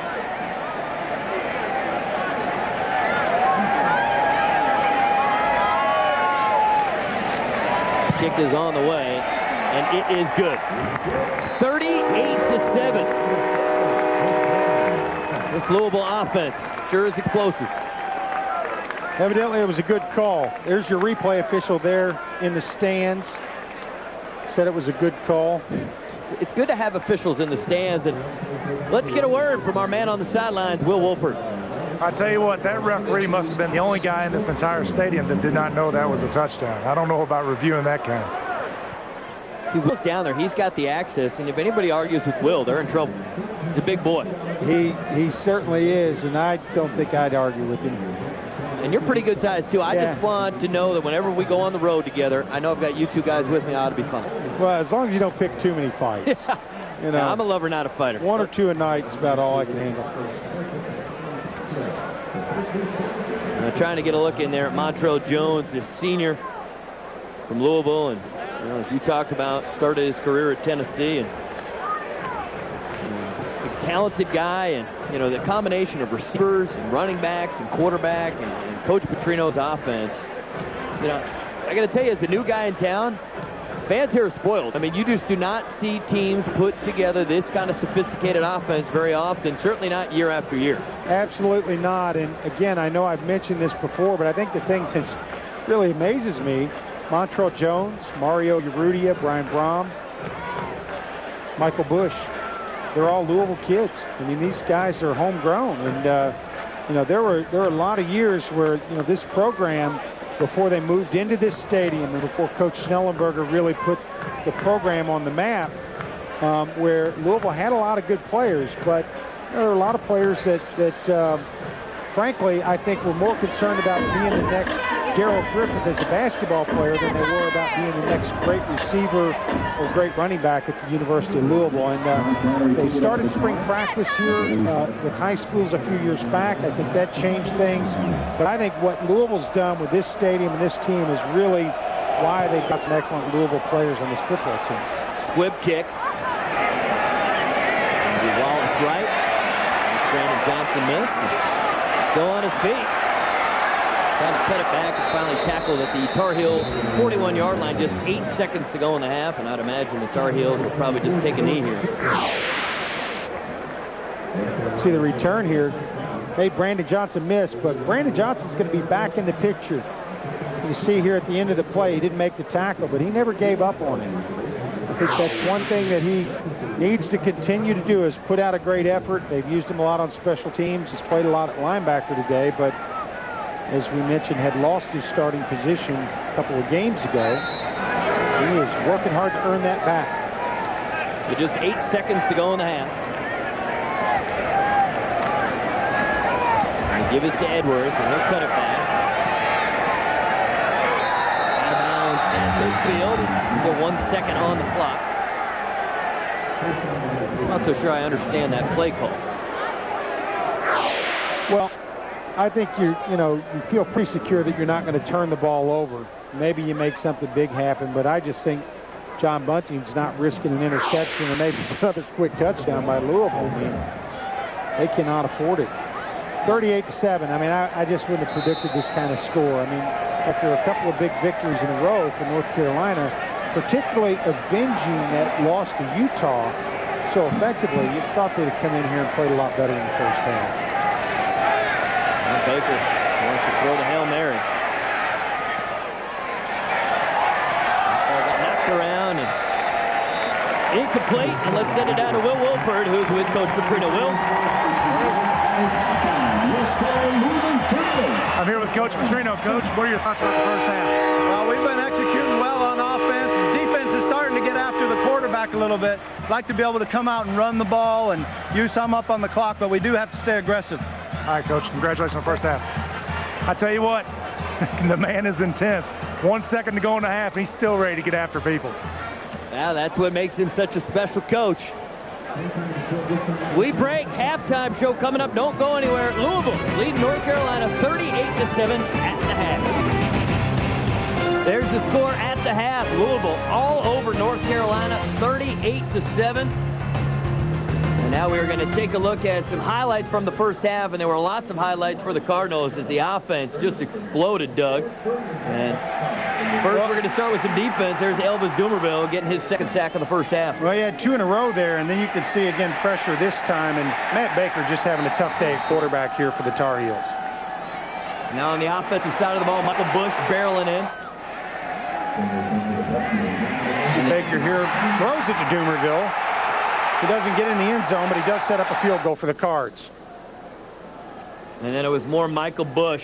3 first-half touchdowns, 12 on the season. And my favorite play of the first half, Super Mario, 73 yards for the touchdown. Really unfair, you said, for a guy to be that tall and that fast. And here Brian Brown again throws the ball, this time to Montrell Jones, and he'll get in for the touchdown. And, Doug, that's on a 4th down play. And Coach Petrino just rolling the dice, and the fans here, young and old, having a good time here at Papa John's Cardinal Stadium. Just a great first half, and now the Louisville team getting set to retake the field. Getting ready to come out. One thing, Ari, that I did notice walking off the field in the first half was Cole Smith a little, so perhaps we can get Will to get us a report on him.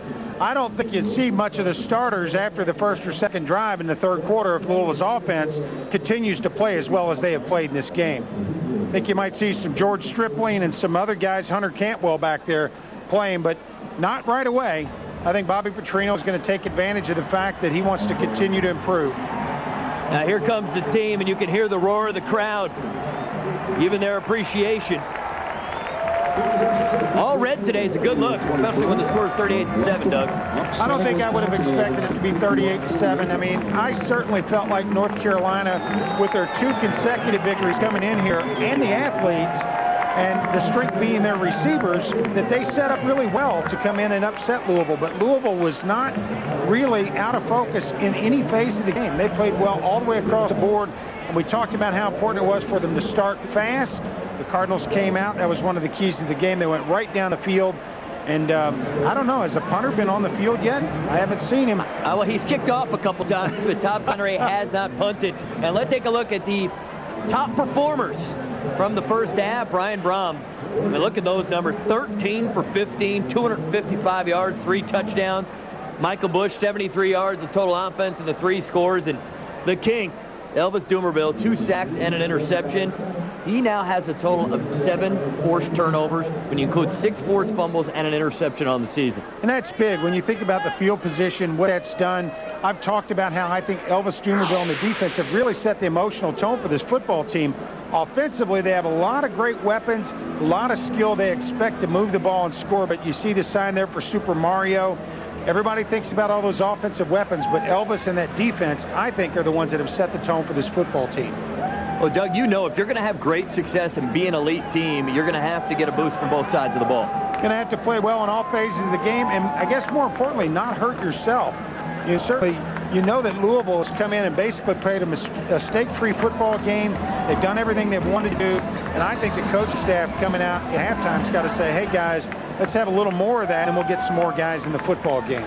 For sure. Get everybody involved. A party-like atmosphere at Papa John's Cardinals Stadium here is sun going down. It's just been a beautiful day and a great first half for the Cardinals. We're just a few seconds away from the start of the third quarter, and you know, these fans, these home fans, so lucky. I mean, this could potentially be the 4th straight home game where they've scored 60 or more points. It's really an incredible number. It's a lot of points, a lot of good execution offensively, and that man there, John Bunting, a defensive coach who calls the defenses for North Carolina, has to be scratching his head. He came out here today thinking, I have got to do something to slow these guys down, and so far he has not been able to slow the Louisville Cardinals down.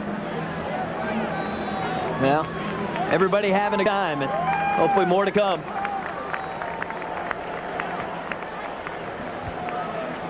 Now Louisville getting set to kick it off. Be very curious to see how both teams handle the first couple of possessions of the third quarter. I think if you're North Carolina, you just want to have some positive plays and try to get some confidence. Like you said, they play in the ACC. They got some tough games ahead of them. They really need to win the second half. I mean, that's what Will and I talked about. I mean, the fact of the matter is, you know, very seldom anybody ever comes from 31 points behind to win a football game. So North Carolina's got to come and figure, you know, that, hey, it's not likely we're going to come back and win it, but we got to play like we can win it. And let's play the second half and improve. Cardinals, on the other hand, don't want to get sloppy. You get sloppy, you get injuries. So they want to make sure they play a good, crisp second half. That ball bouncing around. Wallace Wright retrieves it at his own goal line. And he wants to cut it back. Counts, of course, is a fumble. Louisville recovers. Rod Council knocks the ball free from Wallace Wright, and it'll be Cardinal football. Nate Harris, the linebacker, recovered the fumble. Wallace Wright made a nice move. The problem is he stuck a ball out to help change his momentum. Council knocked it free, and then Nate Harris and a host of other Cardinals jumped on it. And I don't think John Bunting is saying, well, that's improvement. Well, we really came out and started the second half the way we wanted to. Not what they were looking for. Not so much. Not so much. That's right. First and 10 at the Carolina 23-yard line. And Michael Bush picks up about 4 yards. I think we're going to have offsides against North Carolina. Tommy Richardson, who leads North Carolina in tackles, made the tackle on that play. I think one of the defensive tackles jumped. Offside. Defense in the neutral zone. 5-yard penalty. Replay first down. So it'll be 1st and 5. Louisville offensively, you know, with this kind of field position, I think are just thinking, hey, we're going to just come out and run a red zone offense. Whatever they give us, we're going to take. So if North Carolina stacks up to stop the run, look for a pass. Or they'll hand it off to number 19 and let him run it in. It's hard for me to not be rooting for them to throw it up to Mario every time. I just feel like with his size, he's got a mismatch on every play. The middle of the field's open. Michael Bush, that's a good tackle there. Kareem Taylor. He says his favorite former Tar Heel, Lawrence Taylor, did a pretty good job there making the tackle. And it actually kind of made me happy that current Tar Heels still remember Lawrence Taylor from his days in North Carolina. Toss sweep. See, Michael Bush just tried to step back and jump around, and Taylor made an excellent tackle from his free safety position. Louisville now is 2nd down and 6. I think more of a passing situation here. Montrell Jones in motion. Brom wants to throw. And he's going to go down. He is sacked. Brian Rackley, the junior defensive end from Tallahassee, Florida. That's his 2nd sack of the season. And it'll set up 3rd and long. Brom just couldn't find an open receiver. And a lot of times a young quarterback will throw the ball, force it, make a mistake. Sometimes it's better to take the sack. That sack cost them field position. But the way they move the ball offensively, you got to think that they're not concerned about whether or not they have the ability to get the 1st down. You got man coverage on number 7, your buddy out there with the 5th back person who is much smaller. They'll keep it on the ground with Michael Bush. And a late flag comes in. Brought down at the Tar Heel 23-yard line by Chase Page, senior from Charleston, South Carolina. That's going to be a holding call against Louisville. I think North Carolina will probably decline that. Take 4th down and maybe force them to try field goal. Offense, number 59. 10-yard penalty, replay 3rd down.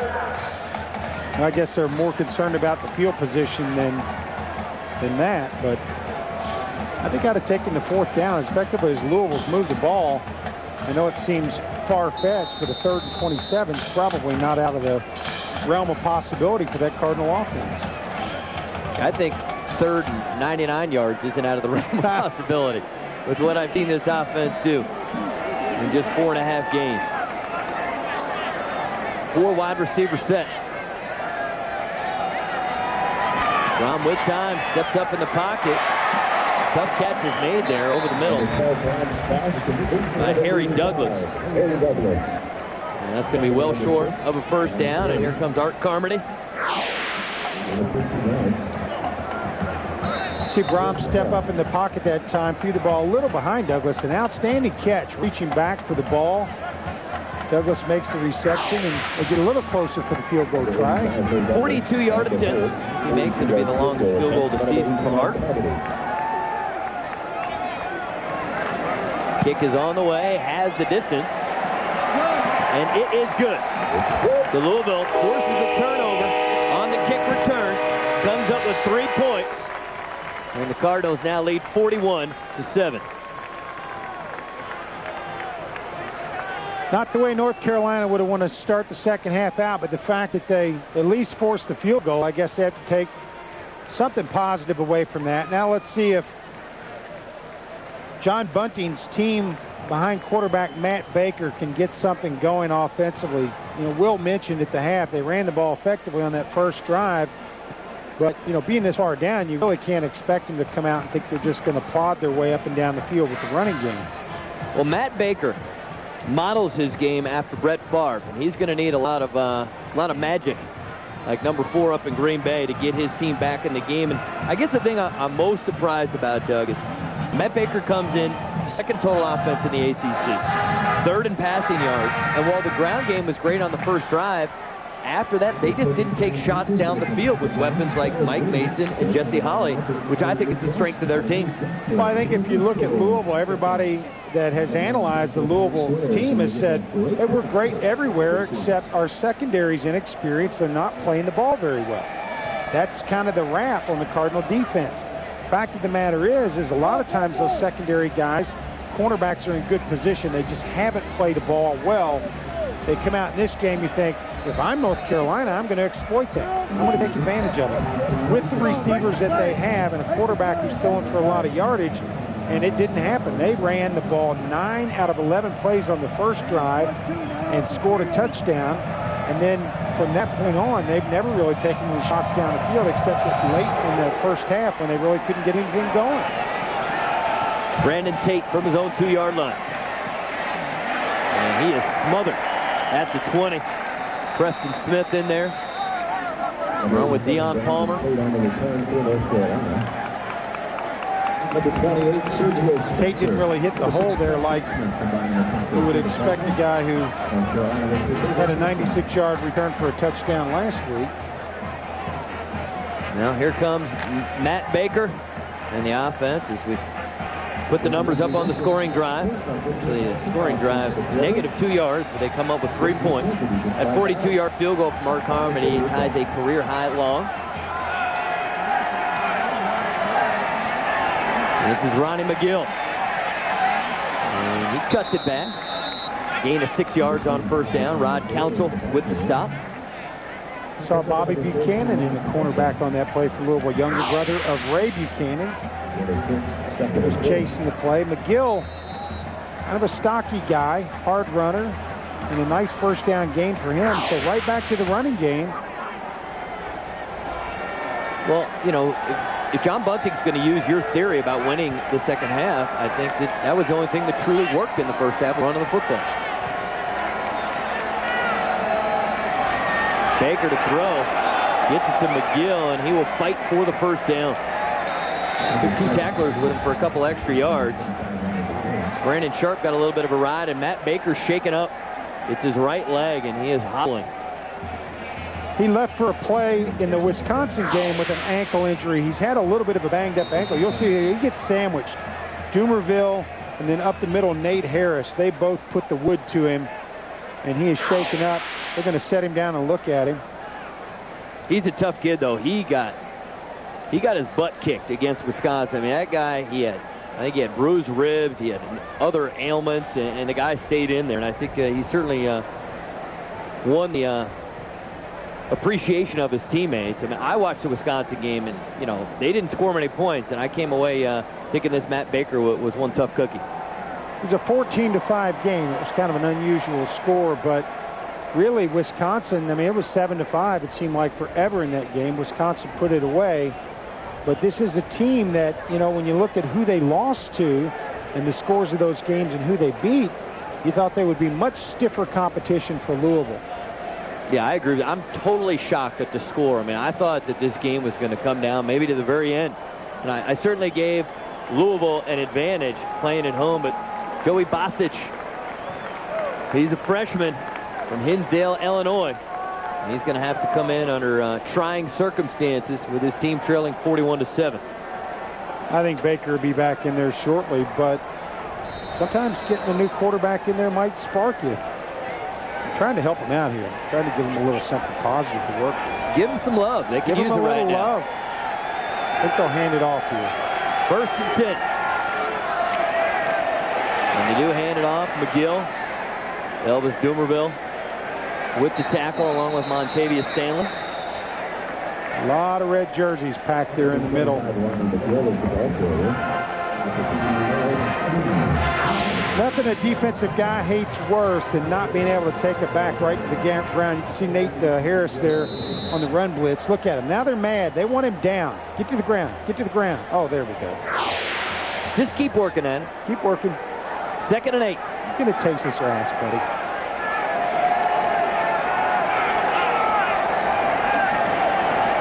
Bostic with the throw. That's incomplete. Elvis Dumerville got a hand on it. Tried to cut Elvis there to keep him out of the throwing lane. He still did a good job of getting his hands up. See Coach Hunting walking up and down the sidelines going, man, what are we going to do next? 3rd down. This is a tough spot here for the freshman quarterback.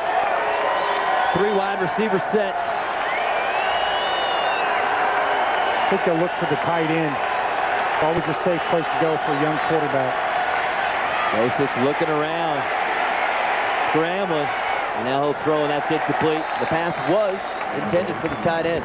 So that's why I'm up here with you, Doug, because you're on this stuff. You're on point. Well, I think if I were the quarterback, I think I want a big body to throw to, somebody that's probably going to be covered by a linebacker. You see him looking at the ankle of Matt Baker on the sidelines. They've cut the tape off. It means they really want to get a good look at it.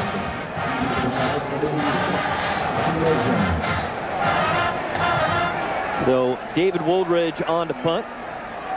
Montrell Jones would like to add a little insult to injury here with a good return. He got ran into. It doesn't matter who recovers this football. It'll be Louisville football. That is interference. Jones did not get a chance to make the catch. Louisville did get the ball back, but as you mentioned, not a factor. Just a 35-yard punt. And Wallace Wright, who's the captain for their special teams for North Carolina. A little bit too close to Montrell Jones. Kick catching interference.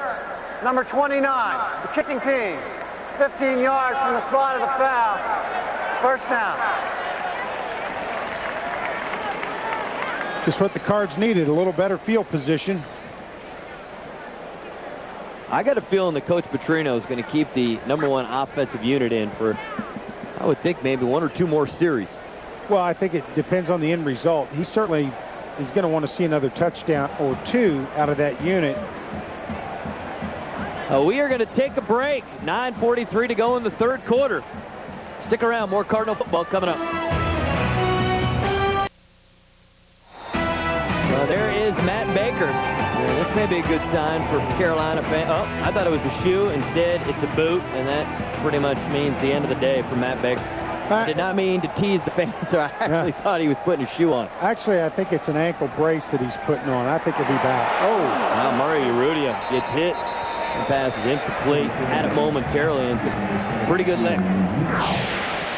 Rudy is going to come across the middle. Just a 3-step drop there by Brom. He gets his hands on it, but he comes right down into the face of Tommy Richardson, the linebacker, who really said, hey, this defense isn't giving up yet.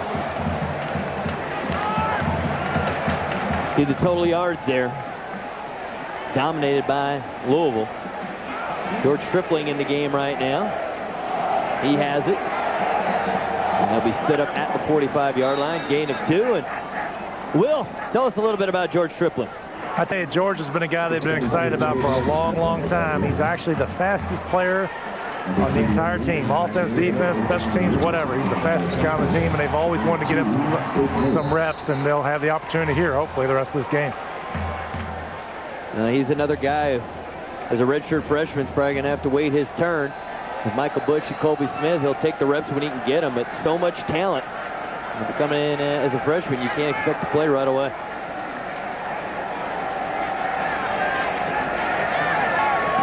Ron gets it to Harry Douglas. What a throw. Not much space there. Great delivery, and a nice catch there from Harry Douglas. Harry looked like he had a little stickum on there. Great protection by the offensive line. He just got his fingertips out and made the catch. Picked up a first down for Louisville. Harry Douglas, I think they say, might be the fastest guy on the team. Maybe we need to get me and Will down and run a relay race against Harry Douglas and George Stripling and see who's the fastest. All right, so let's say you had the first pick and you were choosing those two for your relay team. Who would you take? I'd take Will. That's not a great decision. Michael Bush, gain of 1 on first down.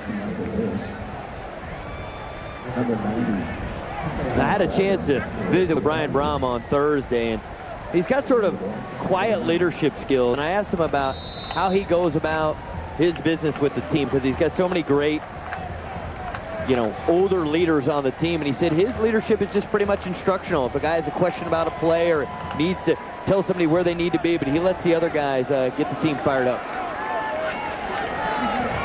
Little play action. Mario cannot bring it in. Well, that was close, but pretty good defense that time again. Bryant's got a lot of time to throw here. He's going to lay it up. And you can see Mario got his fingertips on it, just couldn't pull the ball in. But look at the height advantage here. It's not fair. Probably should have made that catch. Yeah. Cedric Holt, the senior from Wadesboro, North Carolina, with good coverage. 3rd and 9. And Stripling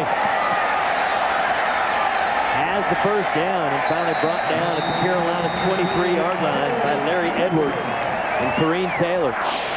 I like that misdirection play. Yeah, it's a counter play is all it is, and they pull Quarterman the guard around. But look at Montrell Jones out there getting the block. Montrell's the one that got him the extra couple of yards to pick up that first down. Okay, 3rd and 9. Let's run the ball. We might have a chance. And they did. Great execution. 1st and 10.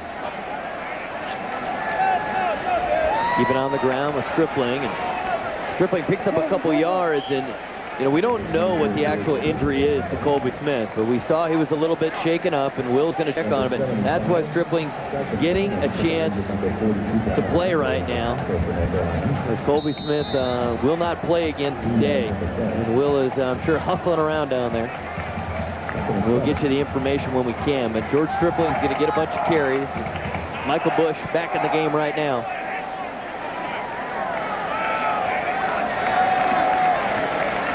And Bush, each one guy to the outside, and a couple yards shy of the first down. Knocked out of bounds by Jacoby Watkins. And we now have it confirmed that Colby Smith is in street clothes on the sideline.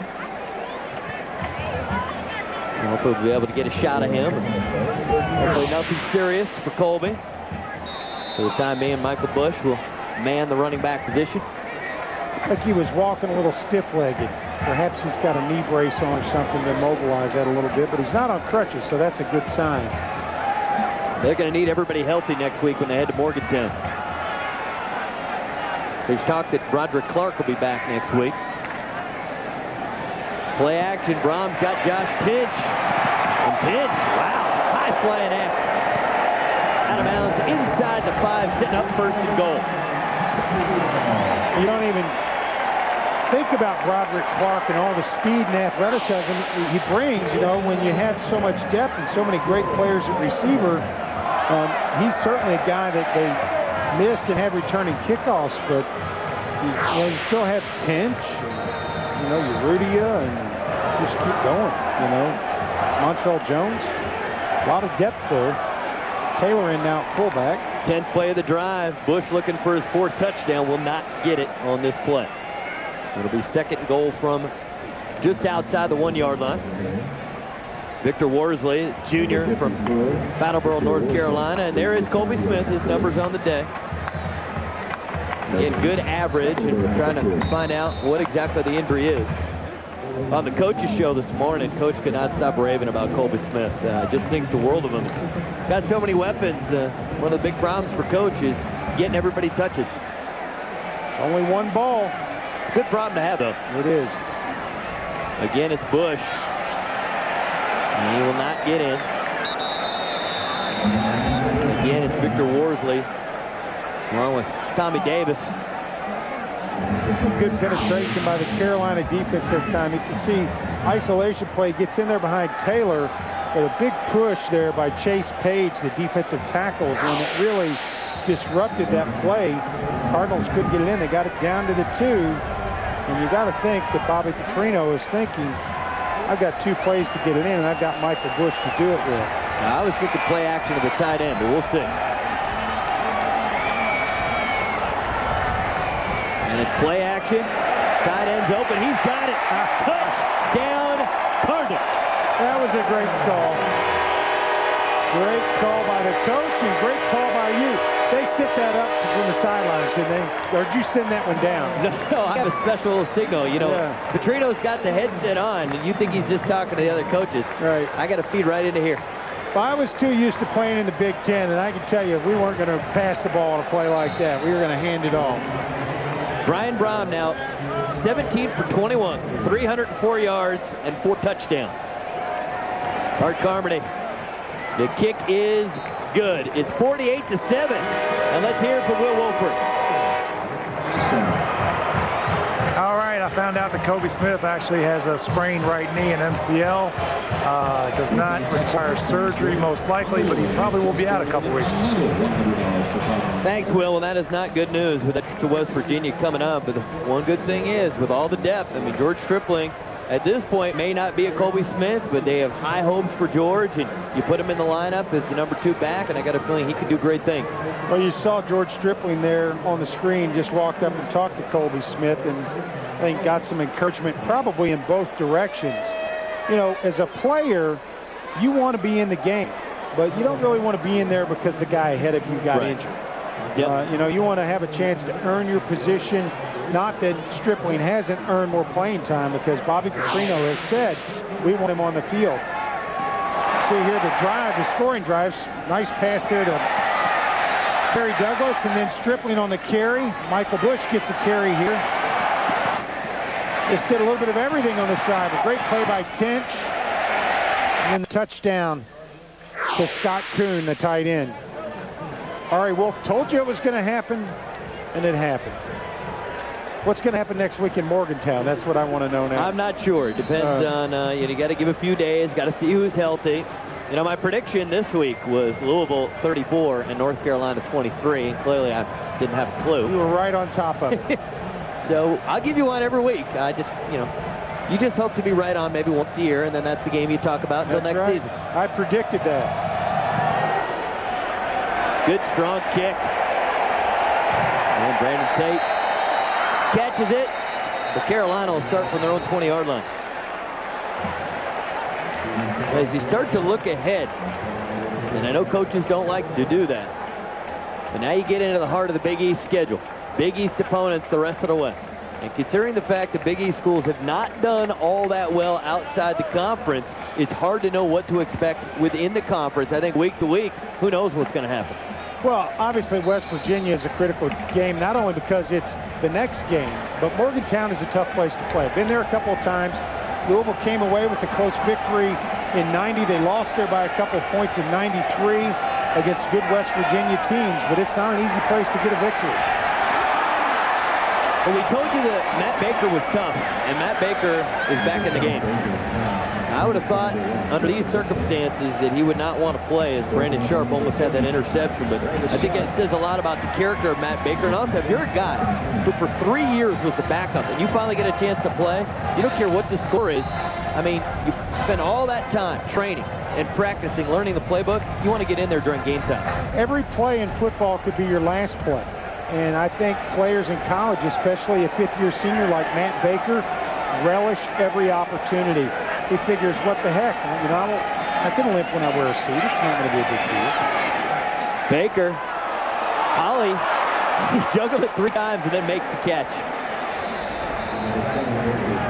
So he caught it 3 times. Did he get 3 receptions for that? Gained it 27 yards. Quick release. That's what we talked about with Matt Baker. That time, Holly did juggle it quite a bit, but he came up with the reception. Louisville had three defenders right there. Maybe North Carolina can get a little something going. They're going to need a whole heck of, I can't even speak anymore at 48-7. They're going to need a lot of something to get going.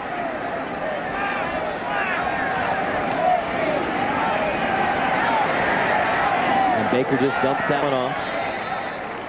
Gain of 4 yards there. Nate Harris with the tackle on Ronnie McGill.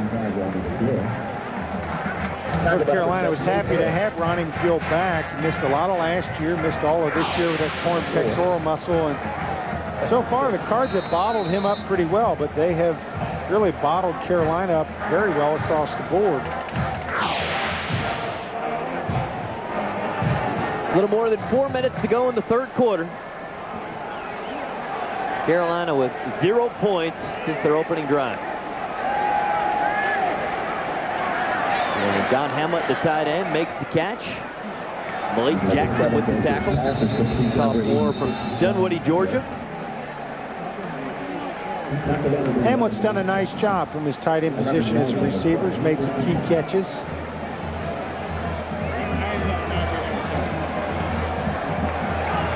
I think everybody's just hoping that both teams, when they have the football, take some time off the clock. Run the ball, run the ball, run the ball.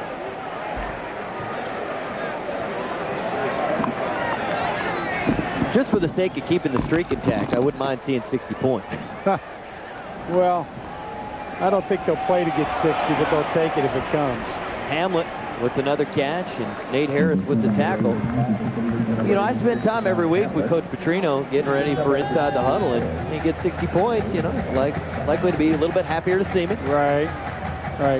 Well, what I mean by that, when I say, you know, they'll play, and I think they'd like to get 60, but I don't think you're going to see him get 60 because Brian Brom is going to be out there, you know, for 4 quarters. I think you'll see Cantwell in there and some other guys that are taking advantage of a soundly beaten North Carolina team. North Carolina, you know, I thought was so impressive on the first drive that this would be a shootout, and it just never materialized.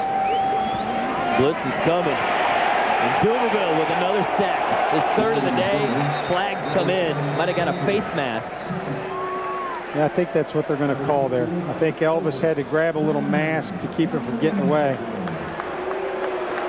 Question is, was it a 15-yarder or a 5-yarder? Either way, it's going to be a first down.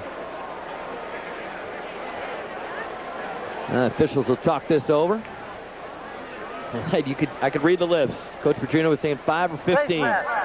Defense, 5 yards. First down. Somebody was disagreeing with that. There was somebody yelling no in the background. But it will be a first down. Matt Baker injured on the last drive. Went out, got a little treatment, came back in. This time can't find a receiver, and you can see Dumerville coming from the backside and got the mask but let go of it. And Gates is sacked though. Yep.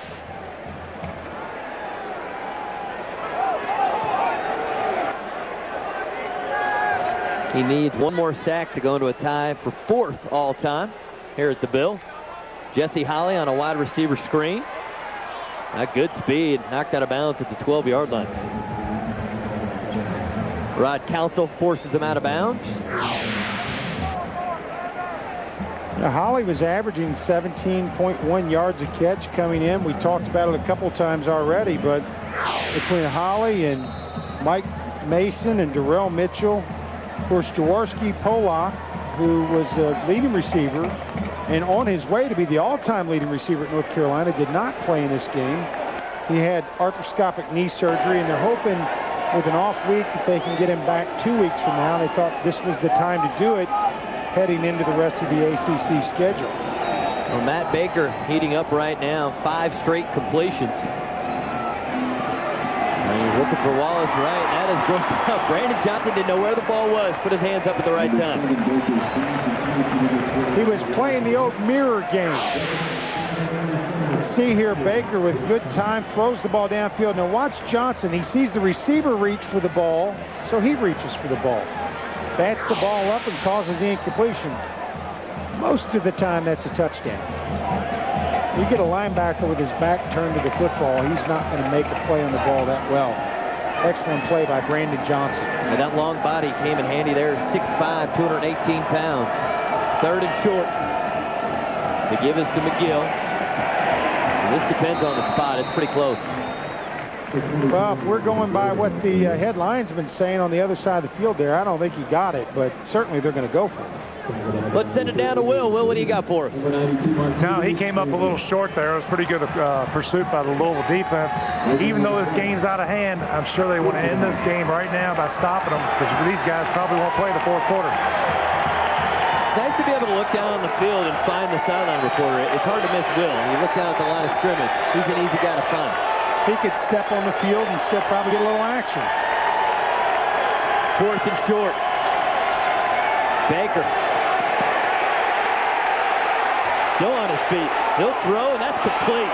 John Hamlin has the first down. And how about the effort there, Doug, from Matt Baker? That was incredible because he looked to me like he was locked and wasn't going to get away. There is a penalty flag on the play, but he continued to fight and find a tight end. We'll see what the penalty is.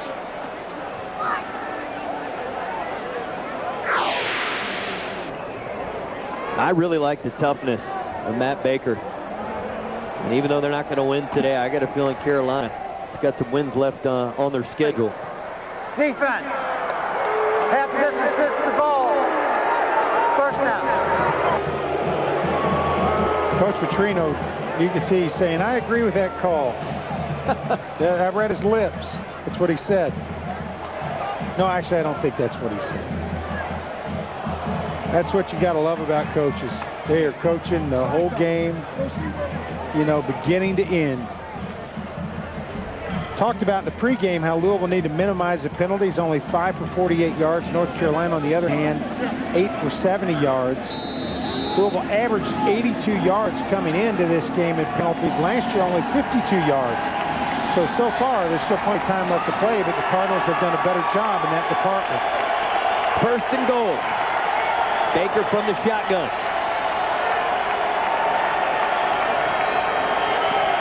He was looking for Mason, and Mason lost his footing. Never had a chance at it. The only guy who had a crack at it was Rod Council. They've thrown the fade routes quite a bit against Council. They've thrown them against Gavin Smart. They've thrown them against William Gay. And a lot of people look at that and say, well, they're trying to pick on that guy, but frankly, that's the best route you can throw against a high-pressure defense. You throw those fade routes and go routes. When somebody's rushing 6, it's going to put a ton of pressure on the cornerbacks to cover man-to-man. Unfortunately for Louisville, there have been many times where the guys have been in position. They just had not played the ball very well. That time, it was a good jam at the line by Council to keep the receiver from getting out into the open. Second and goal. Baker throws, and that is broken up, but a penalty comes in. Brandon Sharp, I believe it was his left hand, got on the backside of the receiver, and let's get a word from Will.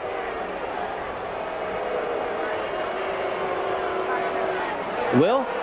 Close, but it looked like a bad call for U of L there. I mean, he was right next to him, but he was not on it. Didn't look like it anyway. Take a look at the replay. Look, I thought his hand might have been on the back side. The key is going to be that left hand. Yes, that left hand is on his back. See, sometimes you have a better view from the booth.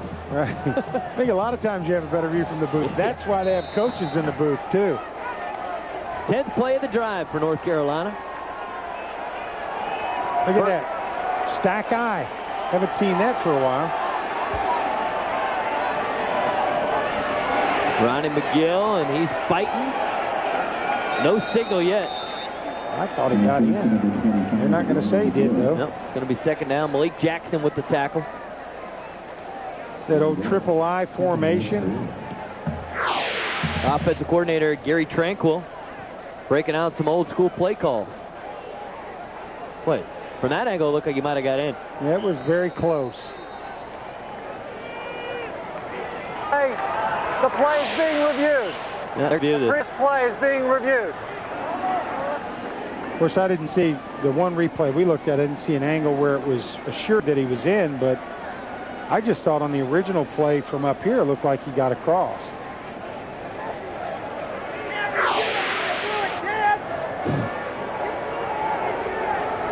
Now, Coach Petrino is arguing that once the play is blown dead, you cannot review it. So if the whistle had blown, even though he kept fighting forward, it's irrelevant once the whistle blows. Well, I don't certainly want to argue with Coach Petrino, but I think it's a touchdown.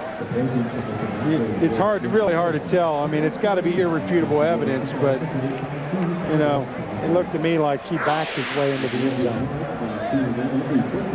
Well, I always think it's good practice for everybody to go through these things. So if we're ever in a close game, and these guys have experience, make the right call.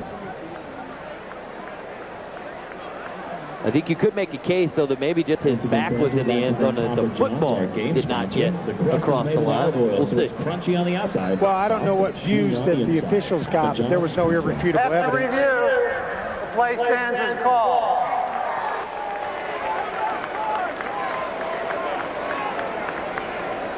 So it'll be third and goal. Well, check that. It is second and goal. As Coach Petrino looks on.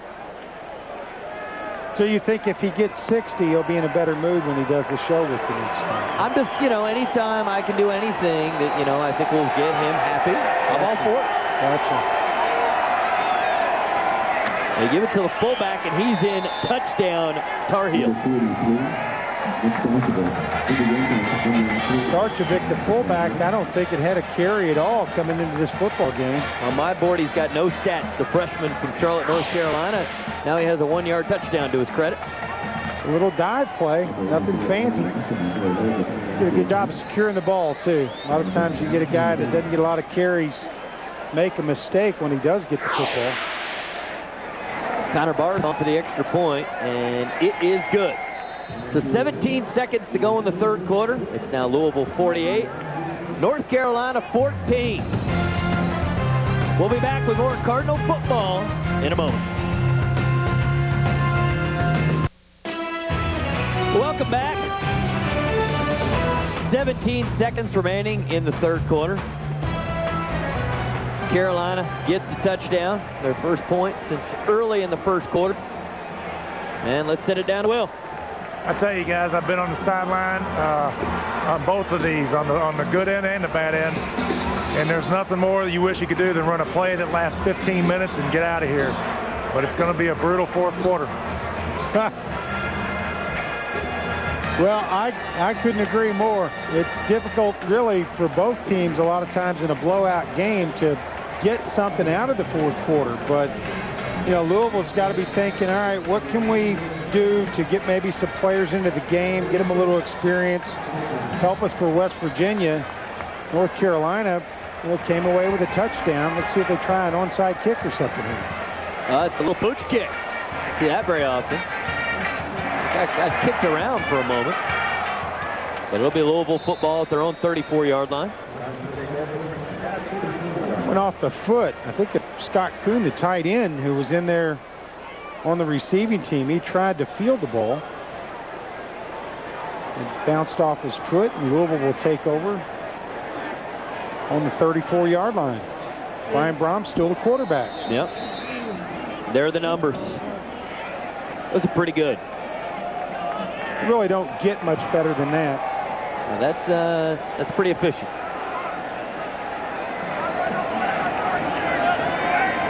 First and 10 for the Cardinals. Keep it on the ground with Michael Bush. And that will be the final play of the third quarter. Larry Edwards and Jacoby Watkins with the tackle. So we played 45 minutes of football from Papa John's Cardinal Stadium. Cardinals looking good. We'll be back with the fourth quarter.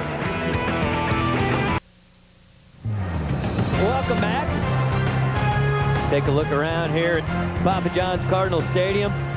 Louisville all over. North Carolina 48-14. See all those jerseys. And let's look at Doug's keys to the game. And Doug, boy, you were on it today. Well, start fast was certainly a big important factor. They did that. They really defended the pass well and have done a nice job against penalties. And I think that's a good reason why they're up 48-14 at this point.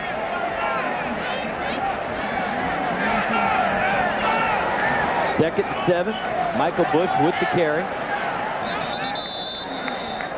And it's going to bring up third and short. When do you start to think about getting your starters out of the game? I was thinking about it about 2 drives ago myself. I mean, but, you know, I've never coached football, so I really have a hard time, you know, second guessing, you know, when people should or finally start substituting and getting other players in the game. I think that they have certain things that they want to accomplish, what they want to do, and make some things happen offensively, and they're going to continue to do them until they're satisfied, and then they'll start substituting. Brian Brom to throw. I thought Tinch was interfered with by Tommy Richardson, but no call. And Louisville will be forced to punt it away. So you wanted to see a punt today from Louisville. Well, I really didn't want to see a punt. You're going to get one now. You know, they had another punter before Flannery. A guy was here last year, Moody. He left and went to Florida State because he thought the Seminoles might punt more than the Cardinals did. They left for lack of work. At least I think that's right. Todd Flannery can get on the phone with Tom Malone, the punter for USC, and they can commiserate about the fact that they never get to punt the football. That one takes a Louisville bounce, and Carolina will take over first and 10 from their own 15-yard line, a punt of 45 yards. Cardinals are really developing some depth, too, Ari, on the defense. I mean, we've heard about Earl Heyman, the true freshman. I mean, every time he gets in there, he just makes a lot of plays. Really have done a great job across the board with their defense. A lot of good young players, and they're getting more and more into the game. All right, let's take a look at a very special bottle of Maker's Mark. There it is. Special edition, autographed by football coach Bobby Petrino, basketball coach Rick Pitino, and athletic director Tom Jurich. Here's a flag, and so we keep looking at that beautiful bottle. Now, I understand that that one is not going to be uncorked at any time here in the broadcast booth, as that one is a part of raising funds for the U of L athletic department. I think it's just a great idea. And I see you're looking at your bottle of water, and I know what you're thinking. Well, I mean... Sideline warning, Louisville. Their first sideline warning of the game. Well, I'm just thinking Maker's Mark, Aquafina, little ice. I mean, it's just one bottle. Come on, Ari. I mean, they won't know. Fundraiser, no fundraiser, you know. If you want to go for it, I'm all for it. I'd like to see you enjoy yourself in the revelry here at Papa John's Cardinal Stadium. And while we're joking around, Coach Petrino's still a little contentious down there with the officials at the sideline warning. A gain of a couple yards there for Jesse Holley before he's tackled by Malik Jackson. Started talking about, you know, Malik Jackson, and start looking at Nate Harris and Preston Smith, Adrian Grady, Earl Heyman. You get a lot of these names in there. Guys are playing a lot. Brandon Cox and Zach Anderson, underclassmen that really are making some plays for this defense. Bobby Buchanan in there. I think that's when you can start to talk about depth with your defense. And Mike Mason with the catch. I want to quote Elvis Dumerville. I was asking him about how the talent level has changed from when he arrived on campus to today. And the first guy he mentioned was Earl Heyman. And he said, and this is his quote, "ridiculous," unquote, how good Earl Heyman's going to be. So if Elvis Dumerville thinks that about a young player, I think that's a real good indication of where this defense is headed. Well, and, you know, across the board, I mean, they've had some individual players that were standouts here over the years, going all the way back to Ted Washington and Dwayne White. Elvis forces it loose. Earl Heyman has it. At the 10-5 touchdown Cardinals. Looks like a flag on the play. There is a flag down, but Elvis Dumerville strips it. Earl Heyman takes it the distance. Well, that was almost on cue. This is scary. There is no flag on the play. It's a touchdown. I mean, it's scary to watch. Dumerville close, rip the ball. Bobby Petrino said the other day, you know, whenever we need a touchdown, we just need to put Earl Heyman into the game. This guy has been in, you know, big play after big play. I mean, the guy's, you know, sacks and tackles for losses and broken up passes and forced fumbles and interceptions and a touchdown on a fumble recovery. And let's send it down to Will. Elvis Dumerville has played so far this season. It is history in the making this. Nice horn. But he's making history that they may not change for a long, long time. It's special to watch. So that will be the third sack of the day for Elvis. He now has 7 forced fumbles. Unbelievable. Earl Heyman gets the touchdown. We'll be back in a moment. Get complete coverage of the day's top stories. Watch WHAS 11 News at 5. Coverage you can count on. All right, here are Elvis's stats on the day. 7 tackles, 3 sacks, 2 forced fumbles, and an interception. Long live the King. Well, you can see here Elvis getting after it, knocking the ball away. There's a forced fumble there. And here's the next one, the last play. Knocked the ball away, and Earl Heyman pursued to the ball. And look at him. He's living a dream there. Yeah. I played football from the time I was 9 until I was 22 and never scored a touchdown. So more power to you, Earl. Elvis barely breaking a sweat there. Just a little glisten. Flannery with the kick. And Brandon Tate, he's going to stay there. Fans want him. say that he came out. His foot might have been on the line, but I don't think if the ball doesn't come into the field of play, he can still have the touchback. So I'll be interested to see, how well. I mean, we know that Elvis Dumerville's getting a lot of play nationally. It's been talked about a lot. But, you have to wonder, how far can he really go, as a guy at Louisville playing defense in the Big East Conference. Can he win the Lombardi Trophy?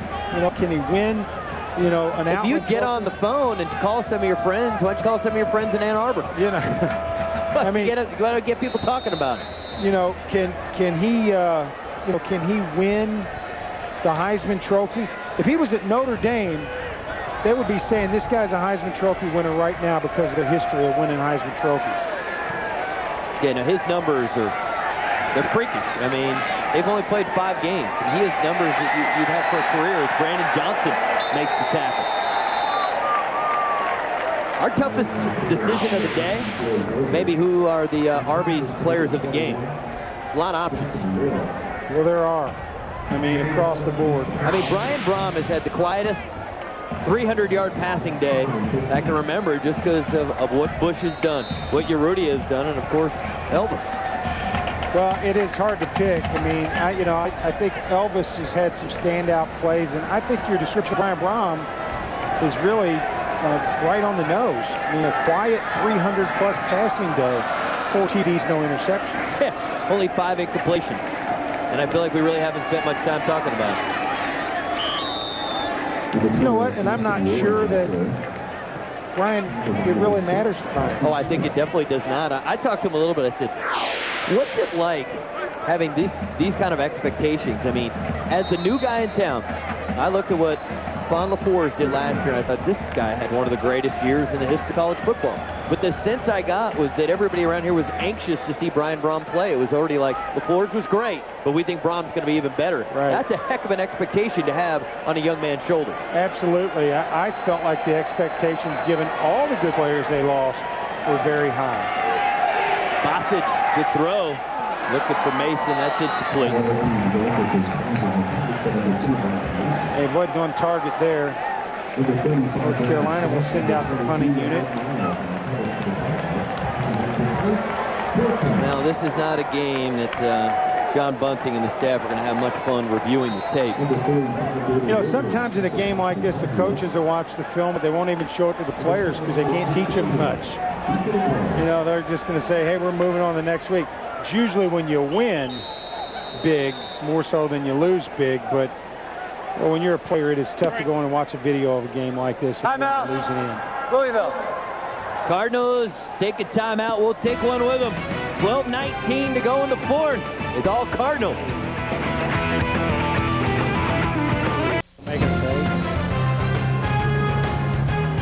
Time now for the Arby's player of the game.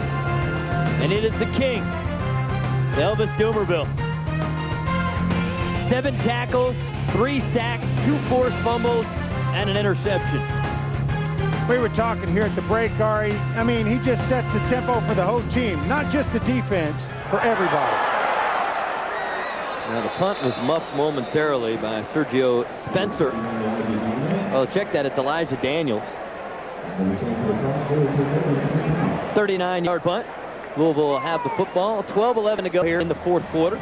There's the king, and what do you call Michael Bush? I mean, he's not exactly you can call him the president.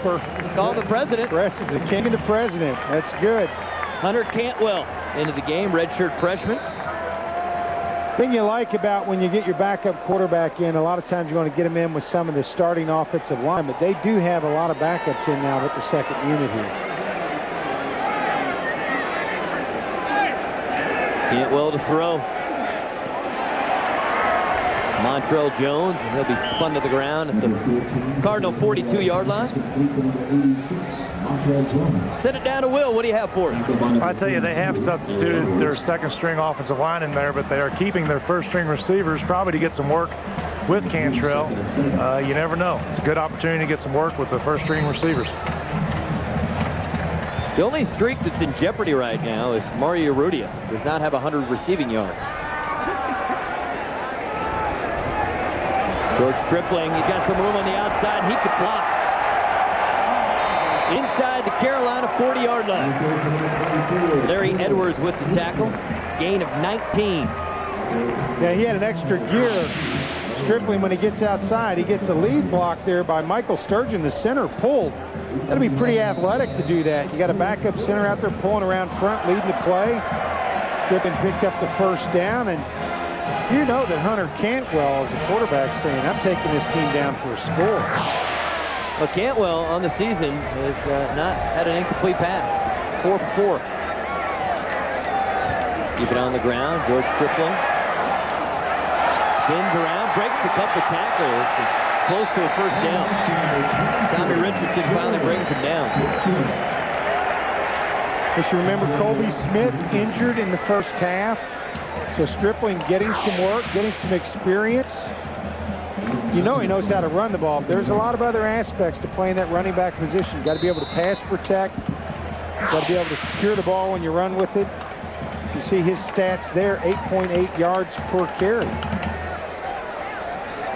Not a bad average. Second and short. Stripling has the first down and more. Down to the 25-yard line. Victor Worsley with the tackle. Here's the other thing. You got fresh offensive linemen in there for Louisville. Backup offensive linemen who, you know, get over there on the practice field and root around like a bunch of hogs and don't get in the game very much. And they're out there playing against the defensive guys that have been on the field for a long time. And you know what? They're going to take advantage of it. They're going to pancake those guys. They're going to get after them. And it's a big advantage for a guy like George Stripling. He's got some guys in there that are fresh that really want to prove they can play in that offensive line. Stripling comes left side this time. He's pretty good at staying on his feet when I think he's about to go down. He manages to pick up a couple extra yards. Number 54, Victor Worsley, number 31.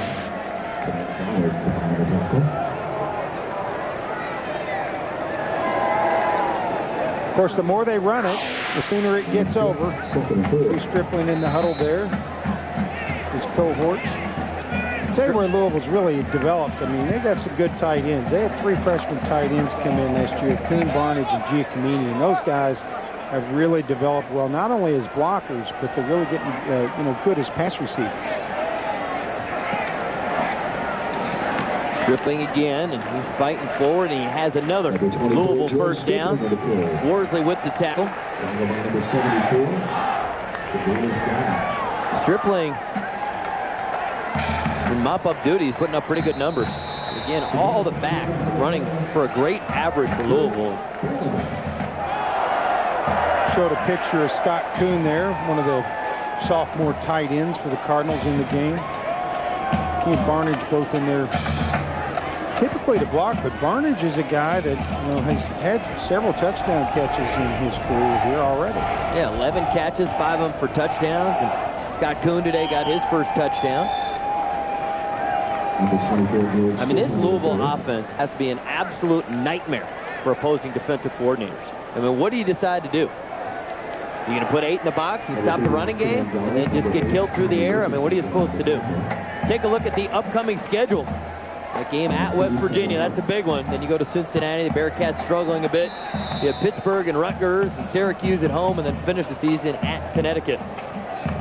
Well, candidly, I don't think there's any reason why Louisville couldn't run the table. I mean, they're going to have a tough one at West Virginia, but if they play like they played today, I don't see anybody beating them the rest of the year. Stripling still on his feet. And he's just shy of yet another touchdown. Getting close to that 60-point mark. See, he's going to run here on the right side. Again, Sturgeon pulls out, kicks out the end there, gets good blocking by his receivers, and almost got in, but he dropped the ball and hit the ground, and coaches don't like that. Got to secure the ball a little bit better there, George. George with 7 straight carries, now has 9 carries for 62 yards in the game, and wouldn't be surprised if he gets it again right here. Renardo Foster in there, who had started 14 games or 17 games for Louisville in at left tackle. Stripling. And no signal.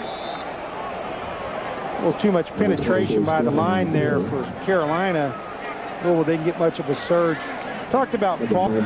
He got hurt prior to the Miami game last year. Had 70 career starts, tore his ACL and missed the game. Jeremy Harbaugh came in and really played well, started the rest of the season. Foster now bent back, but I think just in terms of pure athleticism in the offensive line, Foster is the guy who has the most potential. He's really big and fast. First time we got together, you talked about him having a great upside to play on Sundays in the NFL. Again, Stripling very close, no signal. I think they're doing this just to run down the clock a little more. Not really. I was going to say, these guys are trying to get it in. Not really. But it is taking time off the clock. That is 9 straight carries to George. Now, whereas before I predicted play action, not going for it this time. They're going to keep it and run it right up the gut. Who was the old coach that they talked about one of his running backs that carried the ball 40 times in the game? He said, well, it's really not very heavy. I don't remember who it was, but it was like a Lou Holtz or somebody. And George is in. Touchdown, Cardinals. And there it is. 61 points. 4 straight home games with more than 60 points. It's a lot of offense. Yeah, the fans just look like they kind of expect it. They say, I knew that would happen. It's pretty special times here. Really outstanding. It almost makes you scratch your head even more when you think about what happened at South Florida, because while they have a lot of great athletes, and it is a challenge to go down there and play, just to lay an egg like that is a real surprise when you see how effective this offensive team is. Extra point is good. We will take a break. 6:10 to go in this one. It's all about the Louisville Cardinals. They lead 62-14. We'll be back.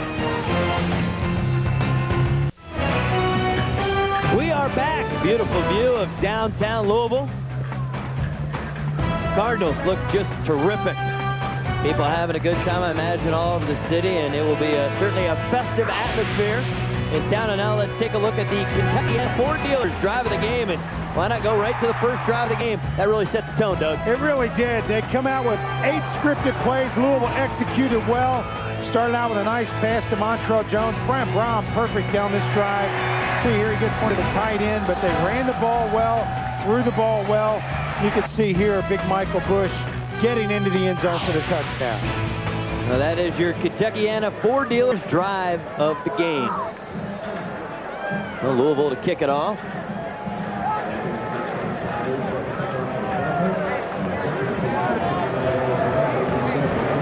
Todd Flannery to kick it off, and I believe it's still the starting return man back there, Wallace Wright and Brendan Tate.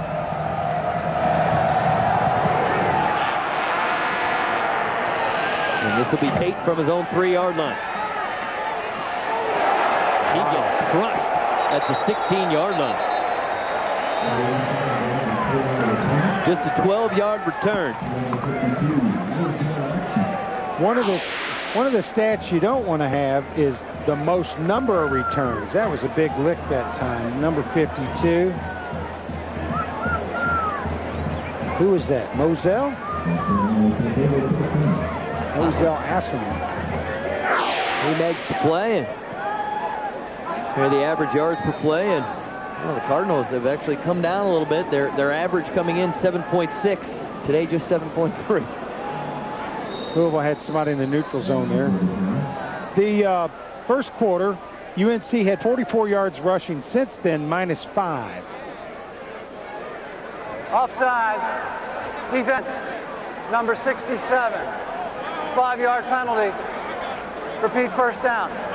We're going to have a lot of people to thank. And while he's in the booth, Kirk Chesney, the man who made all this happen. He's the one who put together the whole broadcast team and got WHAS 11 to get on board with the partnership with the University of Louisville. And we're thrilled to be here, and we appreciate all that you do, Kirk.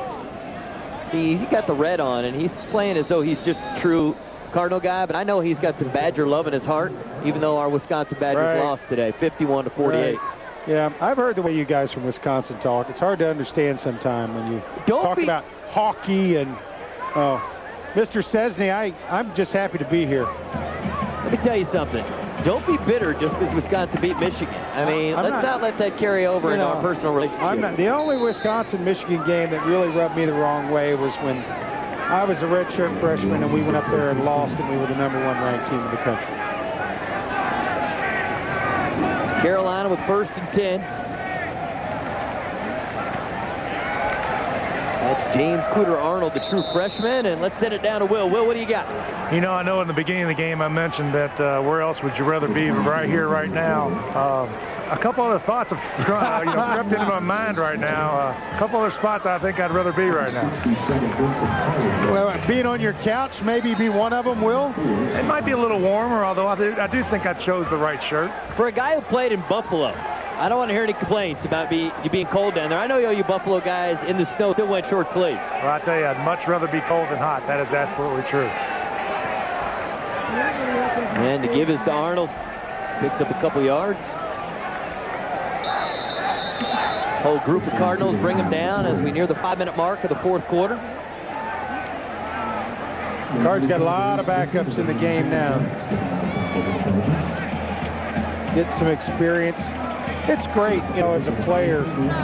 You only have 11 or 12 games a year, 12 if you're lucky. You get that bowl game, but it's a lot of guys who go out and practice every day. They work out all year long, and they never get to see the field. There's just not enough time in the game and never enough opportunity. And so when you can get the guys in the game, even if it's late in the game, it's really a nice reward for them. 3rd and 2. First down is picked up by Carolina. They reset the ball. The clock will continue to move. And I also want a special thanks to our executive producer of U of L Sports, WHAS 11, Debbie Harpsmeyer. I've really enjoyed working with Debbie and do the coaches show together every week. And this is her first crack doing football live, and I'm sure it was a learning experience for her. It's a good game to have as your first broadcast when the home team winning 62-14. Well, and when you thought it was really going to be a close game, but I mean, I think if you're doing this from the Louisville perspective, which we are, you couldn't really see a much better performance by a football team than what they've done here today. Yeah, it will not be a problem finding highlights for the coaches show this week. And the ball comes loose. It's going to be a touchdown for Louisville. Well, it looked like Deion Palmer picked up the fumble and ran it in for a touchdown there. Goodness, it's 68-14. Well, you can't do much about it when the defense scores. Well, they may review that. I mean, I couldn't... The play is under review.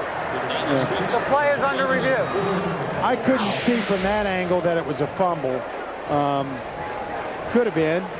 Never heard a whistle, that's for sure. I don't know. I wonder if Will could tell from the sidelines what happened there. Will, what'd you see down there? I did not have a very good view of that at all. I was kind of surprised that they let the play go. All right, we're going to take another look here, hopefully. Justin Warren on the carry. Oh, yeah, the ball came out before he went down. It was back behind him. That's definitely a fumble. That's going to be a touchdown. Everybody getting in on the act. Yeah, that was definitely a touchdown. I mean, looked like he hit the back of his own guy. He's got the ball in his right arm. He hits his own guy right there, and the ball's going to squirt out behind him. It's kind of blurry, but see it on the ground there. That was a touchdown. Now, last year in the final regular season game, Louisville scored 70 points. Is that correct? I believe in the final home game they had 70 points. Against Cincinnati, right? yes. So 63 against Oregon State, 61 last week, and on the verge of having 69 this week. I wish I could, point that out, but you can see the ball right between the right hand on the ground bouncing. Review by the replay official. The play stands as called on the field. It's a touchdown. Touchdown, Cardinals. How about that? 2 defensive touchdowns. Heyman, Palmer, both guys picking up fumbles and running them in for scores. There are going to be a lot of people tonight. They're going to be out on the town someplace in communities all across this fine country. And the score is going to come across the bottom of whatever sports channel watching. They're going to look at this score and say to themselves, I must not have seen that right. Right. No one could possibly have expected that it would be 69-14. I mean, North Carolina plays in the ACC. I mean, they, in the last 2 weeks before they got here, beat NC State, who just beat Georgia Tech, and they beat Utah, who coming into this year had the long winning streak. Right. I mean, shocking score today. Well, I remember back, I think it was 1990, and Louisville beat Murray State by a score like 68-14. And it was so lopsided, but, I mean, they really had a great team. That was the Fiesta Bowl team. They finished 10-1-1. And then last year, I mean, Cincinnati came in here and just self-destructed. Louisville took advantage of every opportunity and really put the game away. But this is as good a performance all the way around as I think I've ever seen by a Louisville football team against what I would have considered a quality opponent coming into the game. Yeah, I mean, the credentials for North Carolina are completely legit. North Carolina, they got a bye next week. They're going to need some time to regroup before they get back into their conference schedule.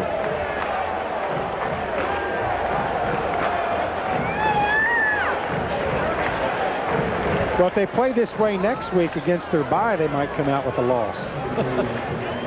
That's not possible, is it? I don't think it's possible. Their best and worst case scenario against themselves is a tie. Gotcha. How about a prediction on Ohio State and Penn State tonight?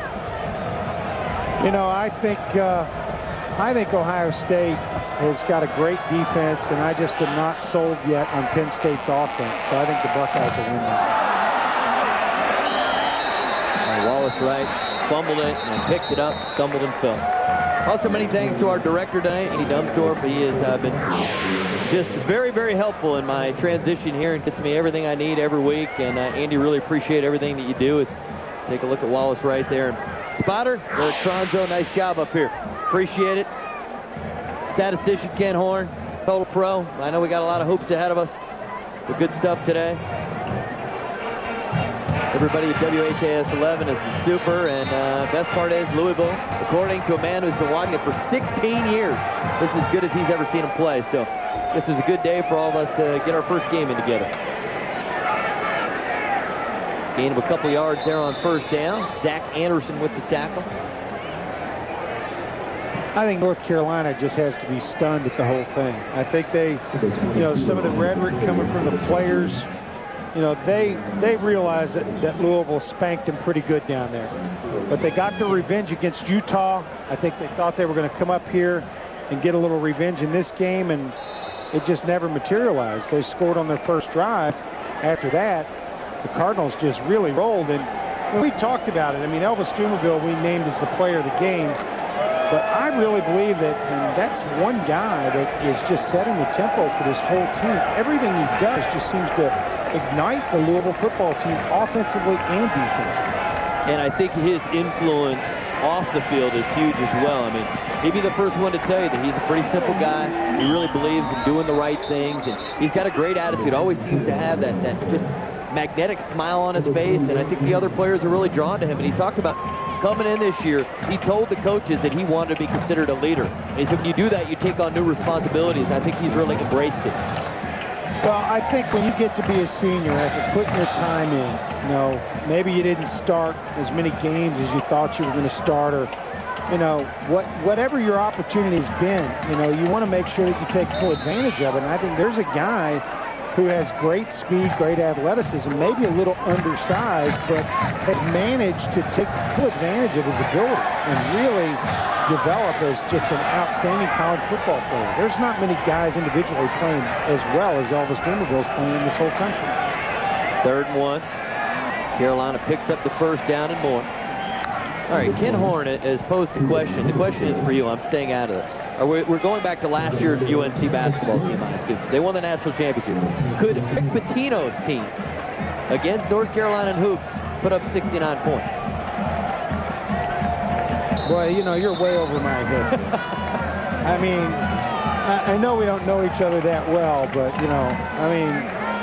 I don't even talk basketball in football season. That is like completely against my religion. Well, I guess we'll keep you right out of it then. I think they could get 69 points against them because Louisville's had a great high-scoring attack and plays a fun brand of basketball, but it is kind of an interesting question. Because I can assure you, I spent many years watching Wisconsin basketball, and I can assure you that the Dick Bennett coached basketball teams could not score 69 points against North Carolina. Next week, Louisville at West Virginia right here on WHAS 11. Kickoff at 3:30. I feel a lot of people are going to be making social plans to get together and watch that game. I'm actually going to be watching that game from San Antonio next week. Oh, San Antonio. Going to do a little Riverwalk action. I've never been down there, and I'm doing the Falcons-Saints game the following day, so I'm going to fly in early to San Antonio and check it out. And then take in some Louisville, West Virginia football. Arnold. And he fights for a couple more yards, and the ball comes loose. Louisville claiming they have the football. I don't know if you play any golf, Ari, but there's a golf course in San Antonio called the Quarry, which is in an old rock quarry. One of the nicest layouts I've ever played. I think I shot a 200 there. Hey, you got your money's worth. So on the turnover to be Louisville football with just 33 seconds to go. And I was going to say they'll definitely take a knee, but I'm not so sure. Play is being reviewed by the replay official.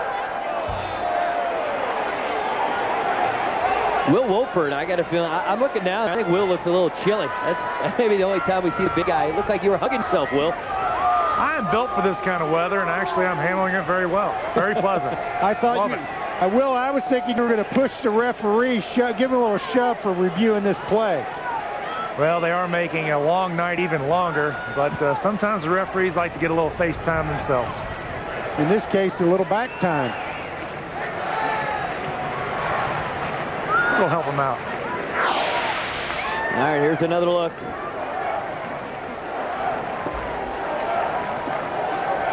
I can't tell you anything from that. No, I don't even know who the ball carrier was on that one.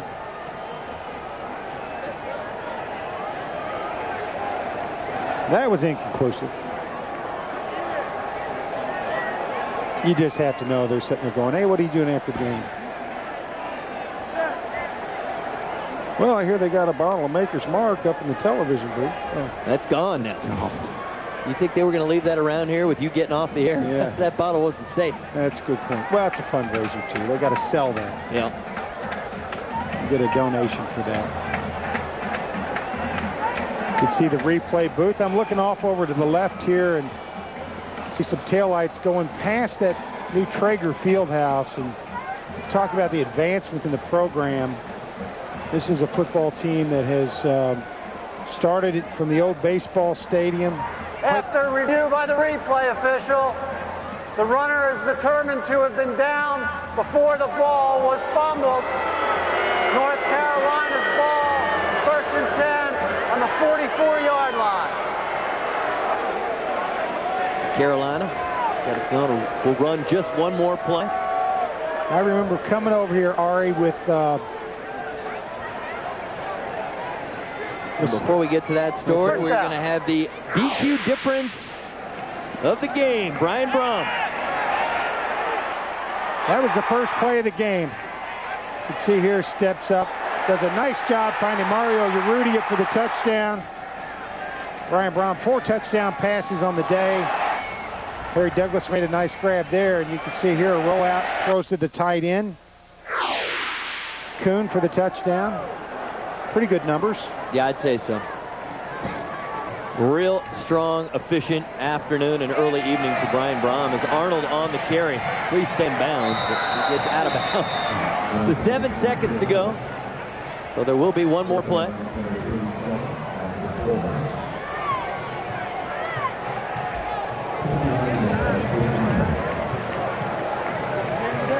So one more play for the Tar Heels. And then they will regroup, get on the airplane, and go back to Chapel Hill.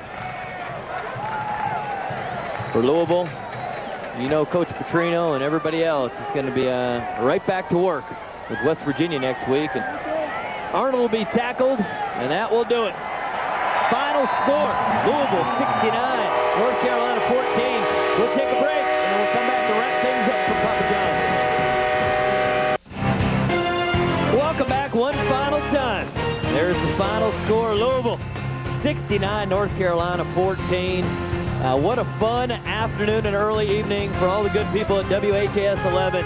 Just a real thrill to be a part of University of Louisville football. And many thanks to our man on the sideline, Will Wolford. And Doug, this is fun. Look forward to doing it again. Thanks, Ari. All right, everybody, keep following Louisville program the rest of the way.